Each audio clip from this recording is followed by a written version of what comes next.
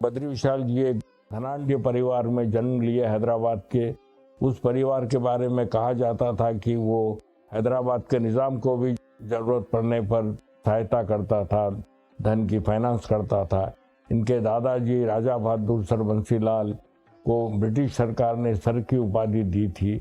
वैसे परिवार में जन्म लेने के बाद भी बद्री विशाल जी एक समाजवादी विचारधारा की तरफ आकर्षित हुए, डॉक्टर लोहिया के और आकर्षित किए और जिंदगी भर उन्हीं के वो एक ही धारा को लेकर चलते रहे। बद्री विशाल नानगारू Pannalal Pitti, the richest man after निज़ाम।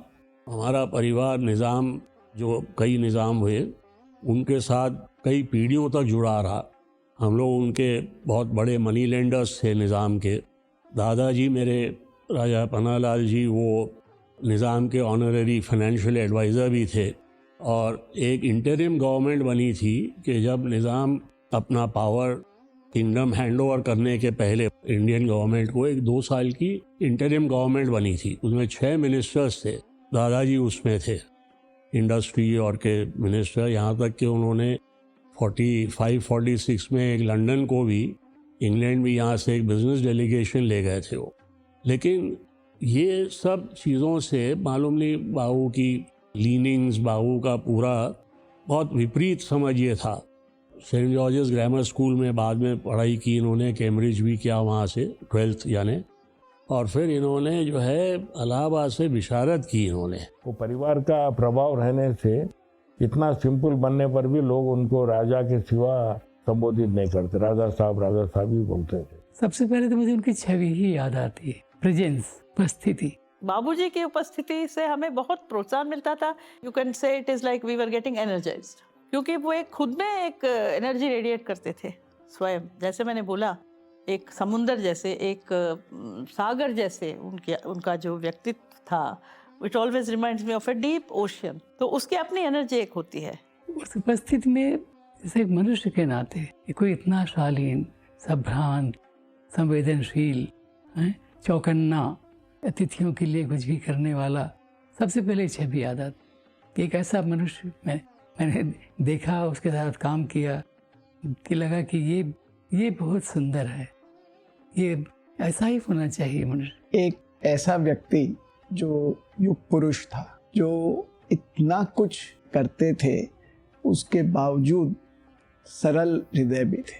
मेरे मन में जो छवि थी कि बद्री विशाल पित्ती एक सेठ नुमा, जो सेठों की एक पारंपरिक छवि होती है, मोटे, थोड़े थुल पगड़ी बांधे हुए वैसे होंगे।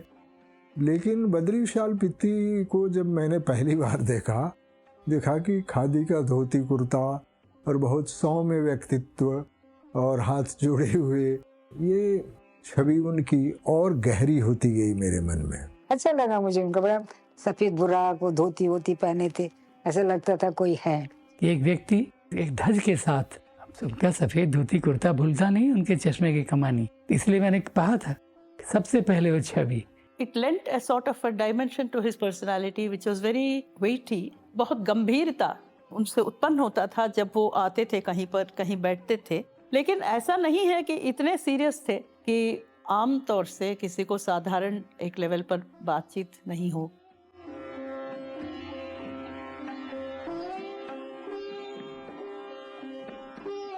वो कल्पना जैसी पत्रिका के संचालक संस्थापक रह चुके थे और कल्पना का महत्व हम लोग जानते थे साहित्य का विद्यार्थी होने के नाते। कल्पना के कई अंकों की चर्चा वरिष्ठ साहित्यकारों से सुन रखी थी, लेखकों से सुन रखी थी, तो उसके संचालक संपादक के प्रति मन में बहुत ही एक सम्मान था। कल्पना के संपादन के लिए उन्होंने देश के विभिन्न हिस्सों से प्रमुख साहित्यकारों को चुनकर उनको हैदराबाद बुलाकर हैदराबाद में स्थापित करके उनको सुविधा देकर कल्पना में काम करने के लिए तैयार किया। वो बिहार से मुनिंद्र जी को लाए थे, मध्य प्रदेश से राजा दुबे जी को लाए थे, राजस्थान से ओम प्रकाश निर्मल जी थे। इस तरह विभिन्न क्षेत्रों से पत्रकार और साहित्यकारों को उन्होंने मदद करके हैदराबाद में हैरा के कल्पना पत्रिका का संपादन किया और प्रकाशित किया। पारखी केवल एक मामले में नहीं, अब आप एक एक करके याद करो, पंडित जसराज, स्वप्न सुंदरी, लोहिया, हुसैन, राम कुमार, मुक्तिबोध, किस किस के नाम गिनाऊं। मतलब कल्पना को आप देखो तो उससे जुड़े हुए लोग, मुक्तिबोध के लिए वो कितना, मुक्तिबोध के नाम उनकी चिट्ठियाँ देखिए तो प्रकाशित हुई हैं। प्रसिद्ध कवि मुक्तिबोध की लंबी कविता अंधेरे में कल्पना में छपी 40 पेज की कविता। दिनकर की उर्वशी पर ऐतिहासिक विवाद चला और जिसमें भगवत शरण उपाध्याय ने बहुत ध्वंसात्मक समीक्षा लिखी उर्वशी की। फिर 22 लेखकों की राय छापी गई बाद में। किसी काव्य कृति पर उतनी सघन बहस किसी पत्रिका ने नहीं चलाई। इतने लोग इतनी अंतरंगता से किसी से जुड़ जाएं, किसी एक व्यक्ति से जो अपने को सामने नहीं रख रहा, जिसमें सोप्ती जी हैं, जिसमें निर्मल हैं, जिसमें आप नाम लेते चले जाओ हिंदी के लेखक, कुंवर नारायण हैं, गे हैं, मुक्तिबोध, फिर से बार बार नाम ले रहा हूँ, शमशेर हैं, शाही हैं। तो कल्पना का हर अंक बाद में उन्होंने क्यों बंद की? क्योंकि फिर वैसी मानक की बात कि मानक ये आदमी कैसे बनाता है। तो आप क्या मानक बनाए थे? साधन तो फिर कितने कितने लोगों के पास आए, तो वैसी पत्रिका नहीं निकल सकी। हिंदी भाषा का जो आज मानक रूप है, भाषा की एक नीति बनाई, हिंदी का मानक रूप तैयार हुआ। कल्पना के जरिए उन्होंने हिंदी भाषा का परिष्कार किया। कल्पना ने ये सब कार्य किया। कल्पना के बारे में कहा जाता था कि वो पूरी तरीके से एक डेमोक्रेटिक पत्रिका है। उसमें जो भी लेख छपने आते थे वो सिर्फ बद्री विशाल जी उसको अप्रूव नहीं करते थे, वो पूरे संपादक मंडल में सर्कुलेट होता था और हर संपादक का उसके ऊपर टिप्पणी रहती थी कि भाई ये संपादन करने के योग्य है या नहीं। पूरा वो सबका सर्कुलेशन हुए बाद प्रकाशित किया जाता था। इतने डेमोक्रेटिक ढंग से वो संपादन का कार्य होता था। एक एक रचना पर सभी संपादक लोग विचार करते थे। वो खुला मंच था, उसमें वामपंथी लेखक भी छपते थे, जबकि ये खुलापन वामपंथी पत्रिकाओं में नहीं था। कल्पना में पूरा डेमोक्रेटिक पद्धति से होता था। कोई उसमें सोशलिस्ट या कांग्रेसी या कम्युनिस्ट विचारधारा, ये कभी कम्युनिस्ट है इसका रिजेक्ट करो, ये कांग्रेसी है, वैसा नहीं था। उसको पूरी संपादक मंडल एक रहती थी जो इन्हीं के तहत थी, उनको सबको मदद करके रखे थे, लेकिन उसमें वो बोलते नहीं थे कि भाई इसको, उनसे राय लेते थे। वो लिखित में अपनी राय देते थे कि भाई छपने लायक है या नहीं है।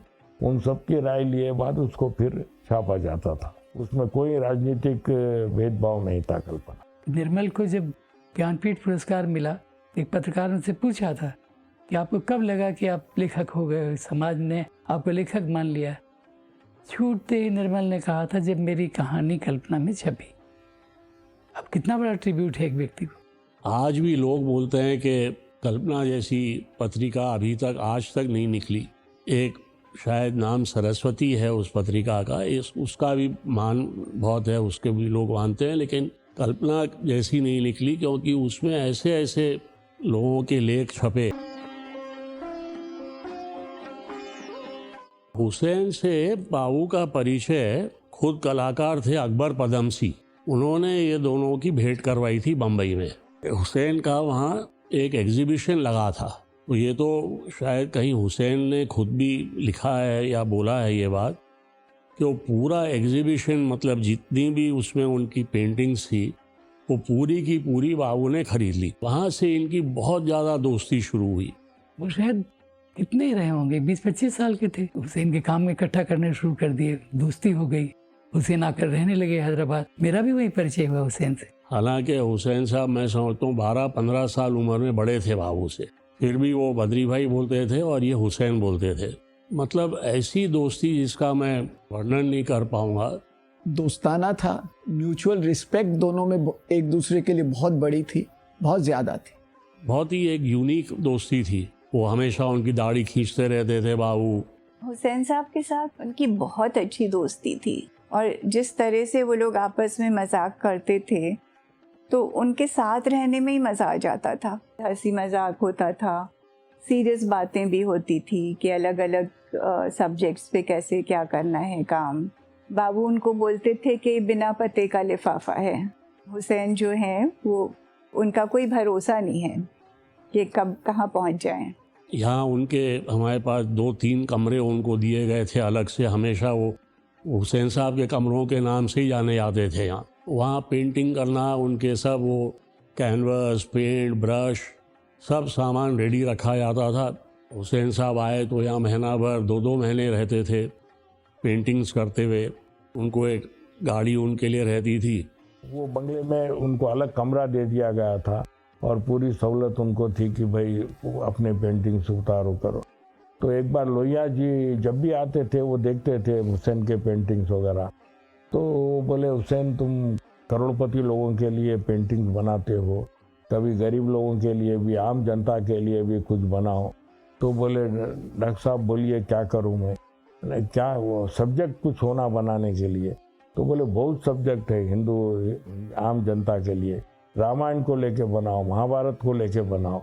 हुसैन ये रामायण नाम से बाद में मशहूर हुआ। वो रामायण के विभिन्न प्रसंगों पे उन्होंने करीब 40-50 पेंटिंग्स की, उसका पूरा खर्चा बद्री विशाल जी खर्चा उठाए। इसमें भी ये जब पेंट करते थे रामायण पर, तो हमारे एक घर के पंडित थे भागीरथ शर्मा, ये वहाँ जाके ये रामायण सुनाते थे, इनको समझाते थे इसमें ये लिखा यानी ये है, और फिर ये अपनी ओन कल्पना में इनके अनुसार जो भी अब मॉडर्न आर्टिस्ट थे तो वो हिसाब से ये चित्र फिर बनाते थे। सीत ही पहिराए प्रभु सादर, बैठे फटिक शिला पर सुंदर। एक बार सुंदर फूल चुनकर श्री राम जी ने अपने हाथों से भांति भांति के गहने बनाए और सुंदर फटिक शिला पर बैठे हुए प्रभु ने आदर के साथ वे गहने श्री सीता जी को पहनाए। सुरपति सुत धरी वायस देखा, सठ चाहत रघुपति बल देखा। एक बार ऐसे हुआ कि वो आए, उनको सब समझाए कि ये प्रसंग है, और फिर समझा के फिर वो चले गए पंडित। और ये हुसैन साहब बनाए पेंटिंग उस पर। और अगले दिन जब वो पंडित आए तो वो जिनको कोई छू नहीं सकता था, वो आके हुसैन साहब को गले लगा लिए, बोले मेरे से बड़े पंडित आप हैं। ये उषा, उसकी शादी की फिल्म कोई फोटोग्राफर नहीं, पूरी हुसैन साहब उतारे हुए हैं मूवी। बोले मैं उतारूंगा, फोटोग्राफर वगैरह को नहीं रखना। शादी के बाद एक बार हम लोग बम्बई गए थे, तो बाबू भी वहीं थे, तो हुसैन साहब के घर पे गए हम लोग। उनके एंट्रेंस से लेके पूरा जैसे डाइनिंग टेबल तक पूरी दीवार पे बना हुआ था हनुमान जी का, जो संजीवनी बूटी लेके आ रहे हैं। पूरा स्केच उनका उतना बड़ा दीवार पे किया हुआ, और डाइनिंग टेबल के पास अन्नपूर्णा का। दुबई हम लोग गए, वहाँ पे टेबल पे उनके रामायण पड़ी हुई थी।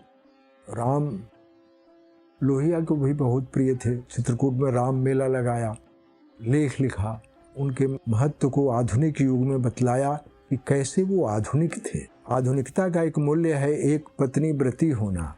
राम राजा थे, एक पत्नी व्रती थे। ये उदाहरण लोहिया ने दिया। कहा कि राम के जीवन में अपने पराजित शत्रु से भी भाई को भेजा कि राजनीति की शिक्षा लो। शिष्टाचार की ऐसी कहानी दुनिया के किसी साहित्य में नहीं है। राम की व्यापकता को लोहिया ने भी समझा और हुसैन ने भी समझा। हुसैन ने जो चित्र बनाए उसके पीछे बद्री विशाल पित्ती का योगदान है, सहयोग है, वो नहीं बना होता। एक टुकड़ा और रखा हुआ था उनके पास कैनवस का, तो हम बोले हुसैन साहब जब तक बाबू का एक पोर्ट्रेट बना दीजिए ना। बोले हाँ ठीक है चलो बना देता हूँ। तो ज़मीन पे बैठ के इतनी फास्ट वो बना रहे थे, तो हम बोले हुसैन साहब बाबू को तो आप देख ही नहीं रहे हैं। तो बोले अब इनको भी देखना थोड़ी पड़ेगा, मेरे को देख के थोड़ी बनाऊंगा। और रंग आने के पहले वो पोर्ट्रेट तैयार, 20 मिनट में ये पोर्ट्रेट बनी है। कल्पना पत्रिका की जो लेटरिंग है, कल्पना हुसैन की बनाई हुई है, और कई अंकों में कवर पेज पर हुसैन ने चित्र बनाए। हुसैन की पेंटिंग, कई पेंटिंग उनकी जो थी उन्होंने राम मनोहर लोहिया ट्रस्ट को दे दी। आज मैं समझता हूँ हजारों करोड़ रुपए की वैल्यू उसकी है। उनका एक फेवरेट शब्द था, ये यदि गोरे होते तो पिकासो के बराबर समझे जाते सारे संसार में। और एक बार नहीं अनेक बार बोले।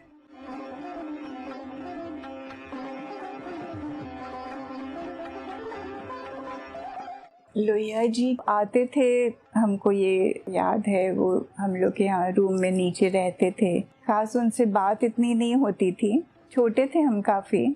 बहुत मतलब मानते थे डॉक्टर साहब को। वो तो बोलते थे भाई जो हूँ मैं डॉक्टर साहब की वजह से हूँ। जैसे समझिए हुसैन साहब के साथ था, शायद उससे भी ज़्यादा गहरा डॉक्टर साहब से और बाबू का जो है संबंध था। और क्यों था, जैसे मैं बोला भी, दो लोगों के बीच का इमोशनल बॉन्ड हम दूर से बड़ी मुश्किल से गेज कर पाते, एक सीमा होती है उसकी, पर दिखता था बहुत क्लियरली। जहाँ भी लोहिया जी का भाषण होता था तो उस जमाने में टेप करने की सुविधा नहीं थी, लेकिन बद्री विशाल जी चूँकि संपन्न व्यक्ति थे, उनके पास टेप रिकॉर्डर था, तो खुद टेप रिकॉर्डर हाथ में पकड़ के उस मीटिंगों में जाते थे और लोहिया जी के भाषणों को टेप करके लाते थे। लाके फिर वो अपने बंगले में बैठ के उसको राइटिंग में उतारते थे, उतारे बाद फिर उसको प्रकाशित करते थे। इतनी मेहनत, इतना बड़ा आदमी, इतना बड़ा सुसंपन्न आदमी खुद अपने किसी दूसरे को नहीं देखे करने का शायद ही कहीं आपको ऐसा उदाहरण मिलेगा। वो इतने बड़े बड़े टेप रिकॉर्डर हुआ करते थे, वो स्पूल वाले, इनके भाषणों में ले गए, वो सब रिकॉर्डिंग की उन्होंने स्पूल्स के ऊपर, उसे संभाल के रखा कितने बरसों तक उन्होंने। 80-85 में वो स्पूल से इन्होंने कैसेट में कन्वर्ट किया। वो भाषण तो और कितने पुराने हैं, फिर वो संभाल के रखा उन्होंने, भाषणों को सब रिकॉर्ड किया हुआ। पूरे भाषण तो नहीं है, बट जहाँ जहाँ लोहिया जी भाषण दे रहे थे और बाबू थे वहाँ पे उन्होंने जहाँ जहाँ रिकॉर्डिंग की वो है पूरी। पहले तो कैसेट बनाए, कैसेट तो अब चलते नहीं है, तो उनको मैंने फिर डिजिटाइज करवा लिया। और वो हम उसको सीडी या पेन ड्राइव वगैरह के फॉर्म में भी हम रिलीज़ कर सकते हैं और कर देंगे। बाद में उन्होंने लोहिया जी की वाणी को भी रिकॉर्ड करके कैसेट्स के रूप में निकाला। ऐसे करीब 32 कैसेट उन्होंने निकाले। ये समाजवादी युवजन सभा सम्मेलन का है और ये माध्यम का प्रश्न, इस तरह हर विषय पर उनका जो भाषण था उन्हीं के आवाज़ में। आज ये कहीं भी हिंदुस्तान में नहीं है, सिर्फ हैदराबाद में ही है।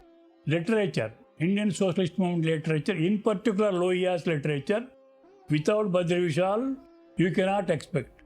You cannot find anywhere. He, as a devotee, whatever Lohiya speak, whatever he writes, both in English and Hindi, used to publish and distribute it.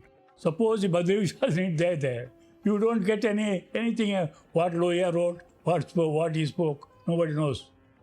That is his great contribution to the Indian socialist movement. 1971 में जब लोकसभा में लोहिया खंड 1 का प्रकाशित हुआ तो उसके बाद खुद उन्होंने पर्सनली इसका संपादन किया। बद्री विशाल पित्ती अध्यात्म त्रिपाठी, ये 1971 की पुस्तिका है लोकसभा में लोहिया। इस तरह 23 खंड लोकसभा में लोहिया प्रकाशित हुए और पूरे उनके जितने भाषण थे लोहिया जी के वो उसमें सम्मिलित करके प्रकाशित हुए। और भी अलग अलग विषयों पर, जाति प्रथा है, भारत विभाजन के अपराधी है, ऐसे कई किताबें, fragments of a world mind, interval during politics और इंडो अमेरिका मीट, इस तरह 50 किताबें उन्होंने लोहिया जी की प्रकाशित की। आज भी वो हर जगह सुरक्षित है। उसके 3-4 संस्करण भी प्रकाशित हो रहे हैं, लेकिन सबसे पहला संस्करण हैदराबाद में और 70s में 71-72 में हुआ। प्रकाशित करने के लिए उन्होंने खुद का एक अपना प्रिंटिंग प्रेस स्थापित किया था, जहाँ पर खाली लोहिया साहित्य प्रिंट होता था। कमर्शियल प्रिंटिंग प्रेस बेगम बाजार हैदराबाद में था। वो पूरा लोहिया साहित्य वहीं छपता था, वहीं से वो प्रकाशित भी होता था और उसके लिए एक अलग प्रकाशन डिस्ट्रीब्यूशन विभाग था। Whatever Lohiya is alive through literature or through talks, alive today because of him in India. That is why great contribution like Bhagirath brought Ganga to down. Badri Vishal ji brought Lohiya literature and like that to people, to the world, both in English and Hindi. तो एक दिन में लोहिया साहित्य कम से कम 65,000 रुपए का बिका। जब 93-94 में 65,000 छोटे किताबें जो 5 रुपए 10 रुपए वाले पूरे बिक गए। 30 रुपए 40 रुपए 50 रुपए 100 कॉपी बिक। तो मैं समझता हूँ कि एक लेखक का एक दिन में उतना साहित्य बिकना शायद वो गिनीज बुक ऑफ रिकॉर्ड में भी आ सकता है, अगर रिकॉर्ड हुआ तो 65,000 का लोहिया साहित्य एक दिन में बिका हो। इन्हीं की वजह से वो साहित्य पहुंच पाता था। विद्यार्थी लोग लोहिया साहित्य पे रिसर्च करते थे तो उनको पूरा रिसर्च का मटेरियल सिर्फ बद्री विशाल जी पित्ती के पास ही मिल सकता था और कहीं नहीं मिल सकता था। इतना विशाल उनकी लाइब्रेरी, जैसे एक लाइब्रेरी हो वैसे लाइब्रेरी उनके पास थी जिस पर लोग आकर रिसर्च किया करते थे। और आज हिंदुस्तान में समाजवादी आंदोलन जो भी है, यूपी, बिहार, राजस्थान, मध्य प्रदेश या देश के केरला, कर्नाटक, तेलंगाना में, वो उसमें 90% उसका श्रेय बद्री विशाल पित्ती जी को जाता है। क्योंकि अगर लोहिया जी के पुस्तकें प्रकाशित नहीं होती तो शायद ही कोई लोग, उस ज़माने में टीवी नहीं था, उस ज़माने में टेप रिकॉर्डर नहीं था, तो शायद ही लोग लोहिया जी को जानते थे या उनके विचारों को समझ पाते थे। क्योंकि बद्री विशाल जी ने उनके पूरे साहित्य को प्रकाशित किया और उसको घर घर पहुंचाने का, स्टेट हर गांव में पहुंचाने का, वो साहित्य का लखनऊ में, इंदौर में और भोपाल में, ऐसा बलिया में खुद हमको सहायता करके भेजते थे। अगर वो ये नहीं करते तो लोहिया साहित्य प्रसारित नहीं होता था और लोग जानते नहीं थे।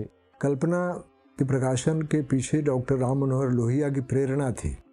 कहा जाता है कि कार्ल मार्क्स बनाने में फ्रेडरिक एंगल्स की बहुत भूमिका है।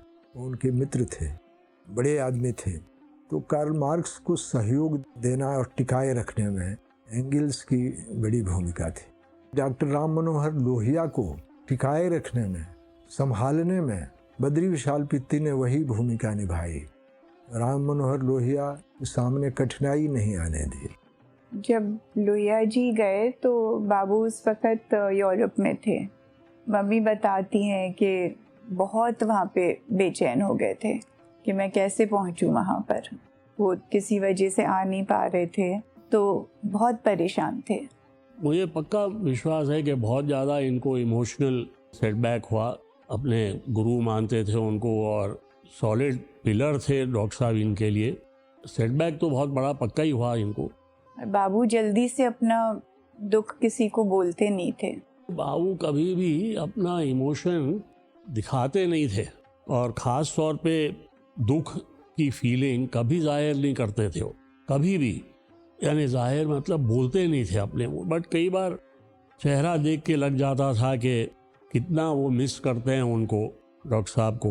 डॉक्टर साहब की एक पेंटिंग है जो हुसैन साहब ने बनाई है, उनके रूम में उनके बगल में ऐसे हमेशा टंगी रहती थी।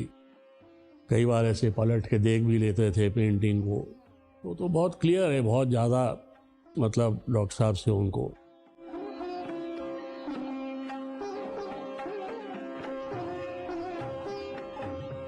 बद्री विशाल पित्ती का जो सपना था वह समता मूलक समाज बनाने का।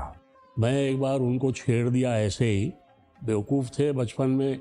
मैं बोला, बाबू ये क्या आप लोग सोशलिज्म कर रखे हो? पूरे जो देश के कैपिटलिस्ट हैं उनकी पूरी दौलत, पूरी वेल्थ लेके आप बांटोगे बाकी लोगों में तो कुछ भी नहीं मिलेगा उनको। तो क्या आप लोग सोशलिज्म लगा रखे हो? बोले पहले सोशलिज्म समझो फिर बात करो मेरे से। डॉक्टर साहब को समझो फिर बात करो। सोशलिज्म में ये कहीं नहीं है कि जिनके पास है उनसे ले लो और बांट दो। वो बोलते थे समाजवाद का ये मतलब नहीं है कि फैक्ट्रियाँ नहीं होनी चाहिए, प्राइवेट इंडस्ट्री नहीं होनी चाहिए, वो समाजवाद नहीं है। पर कई चीज़ें सरकार के कंट्रोल में रहनी चाहिए जिससे आम आदमी पीड़ित नहीं हो जाए। कुछ माने में जमनालाल जी बजाज जब जुड़े महात्मा गांधी के साथ, जमनालाल जी बजाज ने भी अपना जीवन उसी तरह से व्यतीत किया। बद्री विशाल जी विश्वास करते थे कि समाजवाद का ये मतलब नहीं है कि महाजन शक्ति नहीं या पुरुषार्थ करके अर्जन नहीं करे। डॉक्टर लोहिया के समय जो समाजवादी विचारधारा थी वो कम होती जा रही है और उसको लोग समझ नहीं पा रहे हैं, और अपने जैसे देश के लिए वो ज़रूरी है। उनके व्यक्तित्व के पहलू देखिए। एक मजदूर संघ उन्होंने बनाया था निज़ाम के यहाँ काम करने वाले लोगों का, कि उनके साथ कैसा ट्रीटमेंट होता है। हैदराबाद के मजदूर आंदोलन में भी काफ़ी योगदान था। करीब वो 40 फैक्ट्रियों के अध्यक्ष थे। उनकी अगर टोटल संख्या गिनी जाए तो 40,000 के ऊपर थी। वैसे संगठनों के अध्यक्ष थे और उनके साथ धरने पे बैठते थे। गेट के ऊपर धरना होता था फैक्ट्री के, वहाँ पर बैठते थे। और जब वो मीटिंग में जाते थे मैनेजमेंट से, तो मैनेजमेंट खुद परेशान हो जाता था। क्या साहब, आप चाहे तो हमारी फैक्ट्री खरीद ले सकते, आप इनका आंदोलन कर रहे। तो बोले फैक्ट्री खरीदना वो अलग है, ये जनता का आंदोलन है। उनको मूलभूत उनके अधिकारों को दिलाने के लिए मेरे को करना पड़ा। आप जो एज पर रूल्स, जो लेबर लॉ के तहत जो उनको सहूलत मिलना चाहिए वो आपको देना पड़ेगा। तो वो मैनेजमेंट कुछ बहस कर ही नहीं सकते थे उनसे। तो जितना उनको एज पर रूल्स जो होना था, मिनिमम वेजेस एक्ट बोलो या जो भी बोलो, पूरा मजदूरों को उसमें सहायता होती थी, उनके काम बनते थे। वजीर सुल्तान टोबैको कंपनी चारमीनार सिगरेट की बहुत बड़ी कंपनी है, वहाँ के वो अध्यक्ष थे। और Indian detonators limited, HMT, Hindustan machine tools, Indian IDPL pharmaceutical limited, BHEL, ऐसे बड़े बड़े फैक्ट्री जो सेंट्रल गवर्नमेंट के थे, उन सब यूनियनों के वो हैदराबाद शहर में एक छत्र नेता थे। कोई दूसरा नेता उनके मजदूर आंदोलन में उनके टक्कर में नहीं था। VST में लेबर यूनियन के लीडर थे, तो वहाँ पे कोई स्ट्राइक हो गई। बाबू जाके नेगोशिएट कर रहे थे, तो वो मान नहीं रहे थे जो ओनर्स थे। बोले कि अच्छा ठीक है, सब लेबर जो भी वर्कर्स थे उनको सबको लेके आए रूम में। तो जो वर्कर्स के जो भी रिप्रेजेंटेटिव्स थे, बाबू लीड कर रहे थे। और वो जो ओनर थे वो इन बाबू को जानते थे, तो एक कुर्सी उनके लिए बढ़ाए। बोले बद्री विशाल जी आप इस पे बैठिए। तो नीचे बैठ गए। बोले जहाँ ये लोग बैठेंगे मैं वहीं बैठूंगा, मैं ऊपर नहीं बैठूंगा। तो चेयरमैन के केबिन में चेयरमैन की टेबल वगैरह थी, वो खुद बैठे थे और केवल एक कुर्सी थी सामने। अब ये गए 5-7 लोग जो भी ऑफिस बेरर रहते थे, और ये हमेशा एक वर्किंग प्रेसिडेंट बनाते थे वहाँ। तो वो day to day working president ही सब देखते थे। ये वही आप जो कह रहे हैं कि पीछे ही रखते थे अपने आप को। तो 5-7 ऑफिस बेरर्स गए, वहाँ कुर्सी एक ही, और ब्रिटिश कंपनी। तो अब वो ये लोग में रजवाड़ा का भी तो थोड़ा, राज का भी तो अहंकार था ही। बाबू भी खड़े रहे सबके साथ में। वो समझ ही नहीं रहा है कि और कुर्सियाँ मंगाना है। वो बोले आ रहा है बद्री विशाल जी बैठिए बैठिए, ये बैठे नहीं। तो बाबू भी उनके साथ में ज़मीन पर ही बैठ गए, वर्कर जो बाकी लोगों के साथ। अपने साथियों का साथ देना, ये नहीं कि भाई वो ज़मीन पे बैठे हैं या खड़े हैं और खुद बैठ जाओ, ये नहीं किया उन्होंने। और जब लोहिया जी को सोशलिस्ट पार्टी से निकाला गया, जो केरला में फायरिंग हुई थी, पट्टम थानु पिल्ले सोशलिस्ट पार्टी के मुख्यमंत्री थे, तो पट्टम थानु पिल्ले ने इस्तीफा नहीं दिया, तो लोहिया जी उसके खिलाफ बयान देने से उनको पार्टी से निकाला गया। तो फिर वो अलग दूसरी पार्टी स्थापित करना, उनके पास जब वो सहूलत नहीं थी, साधन नहीं थे, तो फिर उसका सम्मेलन हैदराबाद में बद्री विशाल जी किए, स्थापना सम्मेलन। सभी लोग, पूरे जितने लोग लोहिया को चाहने वाले थे वो पूरे हैदराबाद आए। उसमें जयप्रकाश नारायण, अशोक मेहता शायद कुछ अलग हो गए थे, वो प्रजा सोशलिस्ट पार्टी में थे। ये सोशलिस्ट पार्टी में मधुलिमय, राजनारायण, जॉर्ज फर्नांडिस, ऐसे सब लोग हैदराबाद आए और सोशलिस्ट पार्टी का स्थापना सम्मेलन भी हैदराबाद में हुआ। Conference here in Hyderabad after separation, separated from the PSP, Socialist Party organized. It is because of Badri Vishal ji, the conference was so fine, so successful, and funds also because of him provided. And P.V.G. Raju from Vijayanagaram is a Maharaja of Vijayanagaram. Both these people, P.V.G. Raju and Badri Vishal, are the pillars of the socialist movement in both states. So these organized this Socialist Party Foundation Conference in 56. Socialist party का central office Hyderabad में था, हिमायत नगर में, और वो लाडली मोहन निगम, अध्यात्म त्रिपाठी, ऐसे काफ़ी लोग यहीं महीनों से रहते थे। वहीं बंगले में उनके खाने का इंतजाम रहता था और वो पार्टी ऑफिस हैदराबाद से चलता था।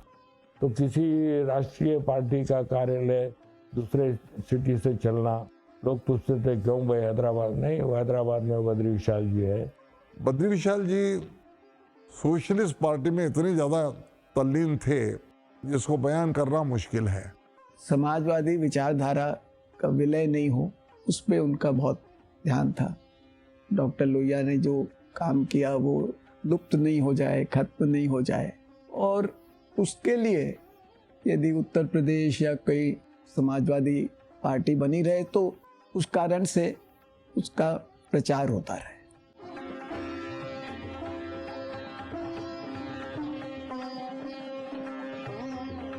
मतलब शुरू से रिबेलियस टाइप का नेचर रहा हुआ है इनका। क्विट इंडिया मूवमेंट में उन्होंने 14 साल की एज में पार्टिसिपेट किया, जबकि निज़ाम रूल में फ्रीडम स्ट्रगल ज़्यादा था ही नहीं। यहाँ तो वो तो जो ब्रिटिश कंट्रोल्ड एरिया था वहाँ ज़्यादा चला फ्रीडम स्ट्रगल, ये रजवाड़ों में तो बहुत कम था, तो यहाँ तो था ही नहीं, समझिए आप। लेकिन उस समय क्विट इंडिया मूवमेंट में पार्टिसिपेट किया, निज़ाम के ख़िलाफ़ कई बयान दिए इन्होंने, जबकि मेरे दादाजी, उनके खुद के पिताजी जुड़े हुए हैं, वो इन पर अरेस्ट वारंट वगैरह निकल गया तो अंडरग्राउंड होके भाग भी गए यहाँ से।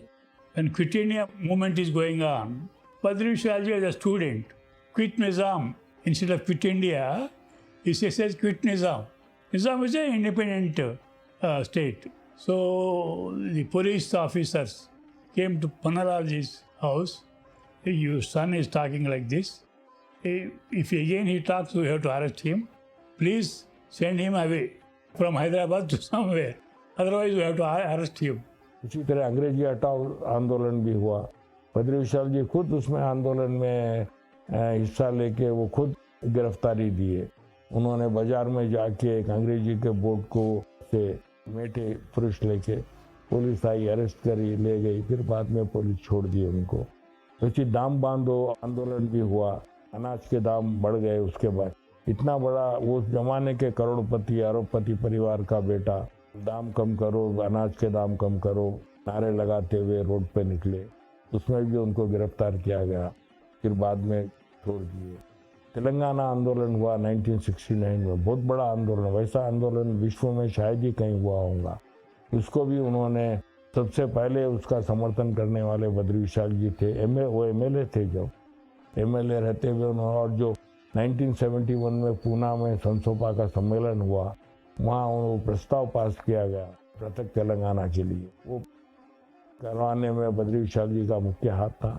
तो जब आंदोलन काफ़ी उग्र हो गया तो सभी नेताओं को प्रिवेंटिव डिटेंशन एक्ट में अरेस्ट करके राजमहेंद्री जेल में, जो यहाँ से करीब 400 किलोमीटर दूर है, वहाँ रखा गया, जिसमें डॉक्टर चन्ना रेड्डी थे और काफ़ी लोग थे, बद्री विशाल जी भी थे। तो करीब 3 महीने वो राजमहेंद्री जेल में रहे। जो शान शौकत से आराम से रहने वाले परिवार के सदस्य होते हुए भी उन्होंने जेल में रहना स्वीकार किया। अगर वो लिख देते कि भाई मेरा कोई संबंध नहीं है, वो बोल देते तो छोड़ देती थी गवर्नमेंट।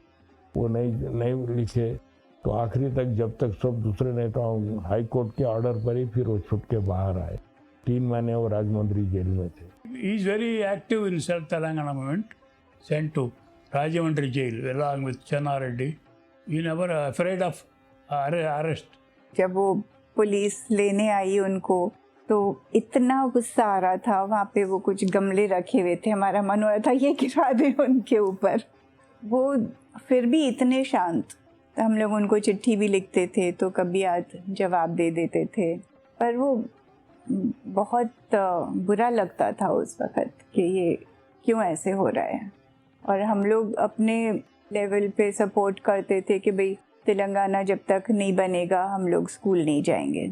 बाबू के स्टैचर का मतलब business wise, family background wise पूरे तेलंगाना एजिटेशन में कोई भी नहीं था।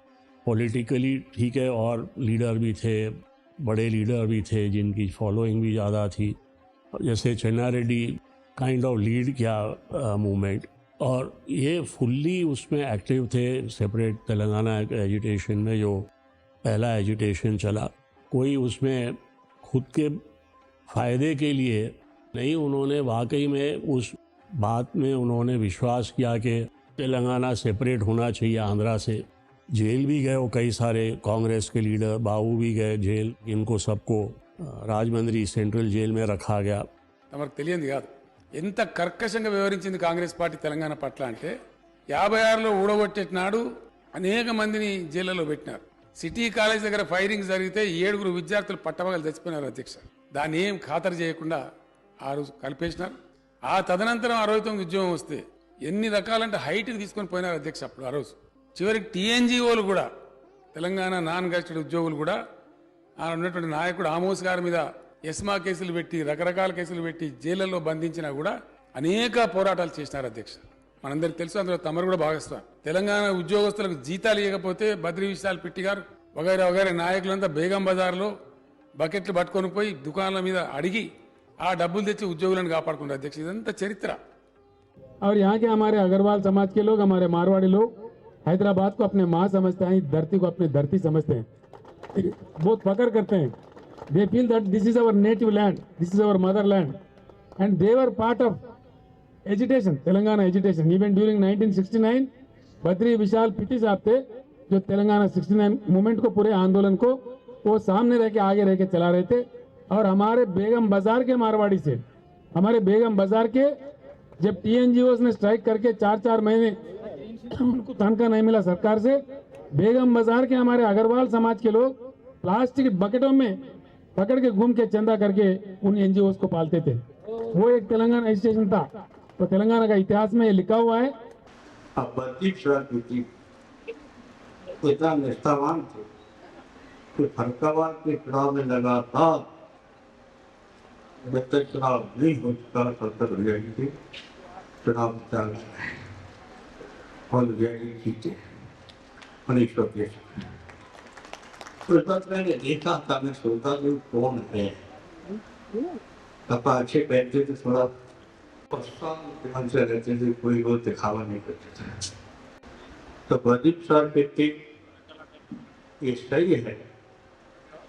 उन्होंने अगर मैं लिखा होता लुधियाना के बारे में, उनके भाषण और टेप और जो भी बोलते थे सुनाते थे उनके बारे में, तो शायद लोग लुधियाना के बारे में जान नहीं सकते. हमारा उनका साथ रहा है. अब सोचो कितने बड़े आदमी होकर के भी गरीबों की बात, किसानों की बात, बेरोजगारों की बात, युवाओं की बात करने वाले बद्रीशाह पिट्टी. और ये सही है कि बद्रीशाह पिट्टी मेहनत ने की होती तो बहुत से लोग लोहिया जी के विचारों को नहीं समझ पाते. इतना बड़ा योगदान है बद्रीशाह पिट्टी का, मामूली योगदान नहीं. पूरा साहित्य वो ले रहे, पढ़ रहे, वो पूरा का पूरा बद्रीशाह पिट्टी की ढेर है. उन्होंने संभाल के, जहाँ सुना का टेप है टेप मंगा लिया और सारे हिंदुस्तान के अखबारों को पढ़ा, विदेशी अखबारों को भी पढ़ा. जहाँ बोले वो सब बद्रीशाह पिट्टी इकट्ठा करके एक समाजवादियों के लिए एक साहित्य सामने पेश कर दिया. Sri Badri Vishal Pitti ji was a popular political leader during my early days of politics. I used to hear the name of Badri Vishal Pitti ji. वो यहाँ चुनाव लड़ रहे थे और विधानसभा में उन्होंने अच्छी तरह से अपना विचारधारा प्रस्तुत करते थे और जनता का सेवा में लगते थे, अन्याय के खिलाफ लड़ते थे. That's why he was very popular. And also he was a finest human being, very lovable, affectionate person, born in a rich family and being a socialist, that is a specialty. And had worked dedicatedly for the welfare of the poor and needy, not in words but in deeds. Such a great person born in India during NTR's agitation also. He provided security to the former chief minister. Otherwise his house would have been damaged.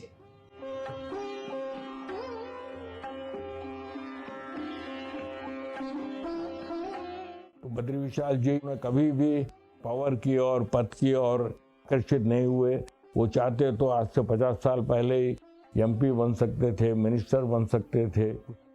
उनको offer भी आए थे कितने ruling party से, लेकिन उन्होंने सबको अपना नकार दिया. जब जनता पार्टी सरकार थी दिल्ली में तो बद्री विशाल जी बहुत एक्टिव थे जनता पार्टी बनाने में भी. तो मेरे सामने की बात है, मैं उसका गवाह हूँ. उनको एक राज्यसभा टिकट का ऑफर दिया गया तो बोले कि डॉक्टर लोहिया राज्यसभा को बैकडोर एंट्री बोलते थे, और उसको अपोज करते थे, राज्यसभा को भंग करने की मांग करते थे। मैं कैसा राज्यसभा में नॉमिनेट होके जाऊं। उस समय अगर वो राज्यसभा में नॉमिनेट हो जाते तो उनको आंध्र प्रदेश से मंत्री पद भी मिलता था, जब कोई एमपी नहीं था आंध्र प्रदेश से। वो लोग बोले, राजनारायण जी वगैरह बोले कि भाई आंध्र प्रदेश से हमको एमपी चाहिए, आप राज्यसभा आ जाइए, यहाँ से मंत्री पद भी दिया जाए। वो हाथ जोड़ के बोले माफ़ी चाहता हूँ। उसी तरह कुछ दिन के बाद उनको गवर्नरशिप का भी ऑफर आया। बिहार के गवर्नर, यहाँ तक स्टेट का नाम भी बोले कि आपको बिहार का गवर्नर बनाते हैं, तो भी वो मेरे सामने चरण सिंह को फ़ोन किए, माफ़ी चाहता हूँ, गवर्नरशिप का अपोज डॉक्टर लोहिया करते थे, ये ब्रिटिश गवर्नमेंट की निशानी है, ये अनडेमोक्रेटिक पोस्ट है, ये अबॉलिश होना चाहिए। वैसे पोस्ट को मैं, अगर वो गवर्नर बन जाते तो बाद में राष्ट्रपति भी बन सकते थे, लेकिन इन सभी पदों को वो उन्होंने ठुकराया और ज़िंदगी भर वो बगैर पद के, बगैर किसी पोस्ट लिए, सिर्फ एक बार वो एमएलए बने, वो भी सबके बोलने पर कि भाई अपने को, हमारे पास समाजवादियों में कोई दूसरा आदमी नहीं है जो इतना पॉपुलर हो या इतना खर्चा करके लड़ सके, तो आप लड़िए। तो हैदराबाद से महाराजगंज क्षेत्र से उन्होंने चुनाव लड़ा और एमएलए 1967 में जीत के आए। 5 साल एमएलए थे। विधानसभा में लंबी लंबी बहसों में भाग लिया और कितने ही कानून, उनके सुझावों की वजह से कानूनों में बदलाव हुआ। वो एक क्वेश्चन उठाने के लिए, एक क्वेश्चन पे बात करने के लिए कम से कम 1 सप्ताह तक मेहनत करते थे। रिकॉर्ड पढ़ते थे, रिकॉर्ड लाते थे ऑफिस में, और मेहनत करके वो जिस दिन क्वेश्चन नंबर है उस दिन 8 बजे वो असेंबली पहुंच जाते थे। जनरली वो देर से उठने वाले, लेकिन उस दिन 8 बजे वो असेंबली पहुंच जाते थे। शायद वो सोशलिस्ट पार्टी के एकमात्र सदस्य थे। बहुत सवाल पूछते थे, न सिर्फ अपने क्षेत्र की चिंता करते थे बल्कि संपूर्ण आंध्र प्रदेश की। तो इतने सवाल उठाते थे वो कि उन्हें वन मैन अपोजिशन कहा जाता था। पॉलिटिक्स में भी थे, तो उस समय ऐसे भी मौका लगा कि उन्होंने कुछ ऐसे प्रश्न उठा दिए विधानसभा में जिससे परेशानी हो रही थी। वो उन्होंने उनके पिताजी को कहा कि भाई आप बद्री विशाल जी को समझाएं, तो उन्होंने भी कहा कि नहीं, वो अपना काम वो करेंगे, इस चीज़ में वो मेरी नहीं मानेंगे, और सब चीज़ में मानेंगे, पर जो उनको ठीक लगता है उस बात में नहीं मानेंगे। He's a politician, not in our organization, ideal politician, very ideal. His assembly speeches also, whatever, always on principles, on ideals. In constancy, he helps people. He's a people's man, can say in one word. कुछ ऐसा संयोग था कि उस समय उनके सब सहयोगी भी कोई रुपया बनाने के से प्रेरित होके राजनीति में नहीं थे। ऐसे ऐसे लोग थे उनके मित्र, जो जब उन लोगों की मृत्यु हुई तो उनके पास कुछ रुपया नहीं था। तो ये आज का युग और उस युग में कोई समानता तो छोड़िए, वो लगता ही नहीं है कि वो समय भी ऐसा था कि राजनीति में होके लोग बिना पैसा कमाए या पावर का दुरुपयोग करे भी राजनीति कर सकते हैं।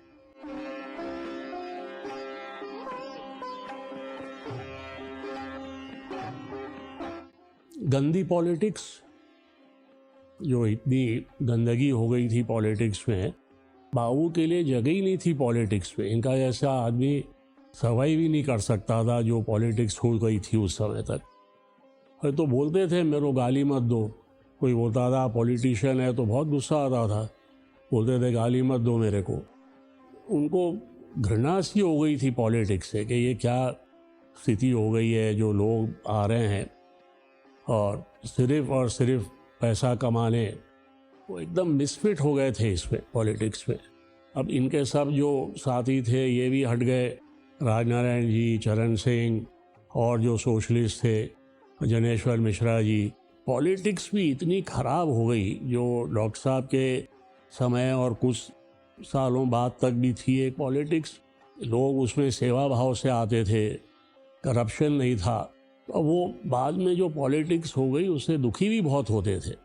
और नेचुरली वो पुराने दिन याद आएंगे कि भाई जब क्लीन पॉलिटिक्स होती थी, लोग सेवा भाव से देश के लिए काम करने आते थे, अच्छे अच्छे लोग आते थे। तो इनको बस वो ये हो गया था कि अब पॉलिटिक्स में रह नहीं सकता इनके जैसा आदमी। वो इस वजह से एकदम अपने आप को अलग कर लिया इन्होंने। अपना प्रिंसिपल कभी नहीं छोड़े, चाहे कुछ भी हो जाए। कभी उनकी थिंकिंग ये नहीं रही कि जो सब कोई करते हैं वो ही करना चाहिए, जो उचित है वो करना चाहिए, जो अनुचित है वो नहीं करना चाहिए। जो भी आदमी ईमानदार नहीं होता था उनको मन में अच्छा नहीं लगता था। कई बार कहा भी कि अब समाजवाद नाम का रह गया है, जो लोग समाजवादी हैं वो भी नाम का शायद दुरुपयोग कर रहे हैं। आखिर जाते जाते वो बोले कि अब दल नहीं है, दलदल है।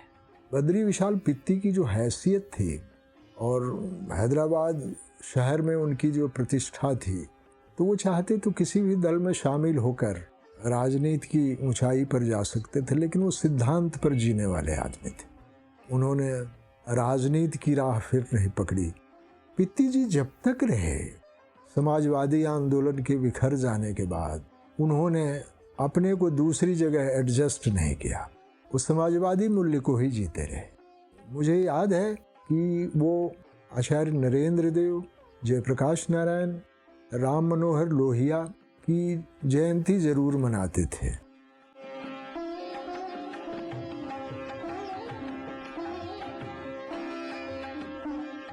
देखिए, घमंड आप भी समझते हैं, मैं भी समझता हूँ, एक अलग चीज़ होती, स्वाभिमान अलग चीज़ होती है। तो जो आदमी कभी किसी से कोई चीज़ मांगा नहीं खुद के लिए या परिवार के लिए, तो मैं समझता हूँ स्वाभिमान उसमें आना स्वाभाविक है वो। और शायद इसी वजह से इतना इनका मान सम्मान लोग करते हैं कि इन्होंने कभी कोई चीज़ के पीछे नहीं भागा, कभी कोई चीज़ मांगी नहीं, बल्कि जब उनको ऑफर किया गया तो ठुकराया उन्होंने। हालांकि वो बहुत विनम्र भी थे। स्वाभिमान था, ये नहीं था कि कोई तरह का ईगो या वो एकदम नहीं था। कहीं भी बैठ सकते थे, जा सकते थे, कहीं भी खा सकते थे, पर हमेशा बोलते थे कि जहाँ आपको इज्जत नहीं मिले वहाँ जाना नहीं चाहिए, वहाँ रुकना नहीं चाहिए। अपना सेल्फ रिस्पेक्ट, स्वाभिमान हमेशा बना के रखना चाहिए। इज्जत से रहो, इज्जत दो, और जो इज्जत नहीं दे वो बात मानो मत। फिर भी एक तरह का आत्माभिमान। तरह तरह की घटनाएं हैं। अब ये जो हमारे कृष्णकांत जी बने थे उपराष्ट्रपति, वो तो संस्मरण है, वहाँ से उठकर चले आए थे।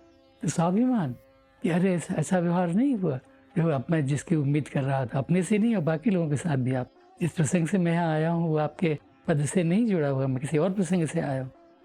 लेकिन एक घटना आपको मैं बतला देना चाहता हूँ कि राम मनोहर लोहिया के प्रति उनका आदर था, प्रेम था।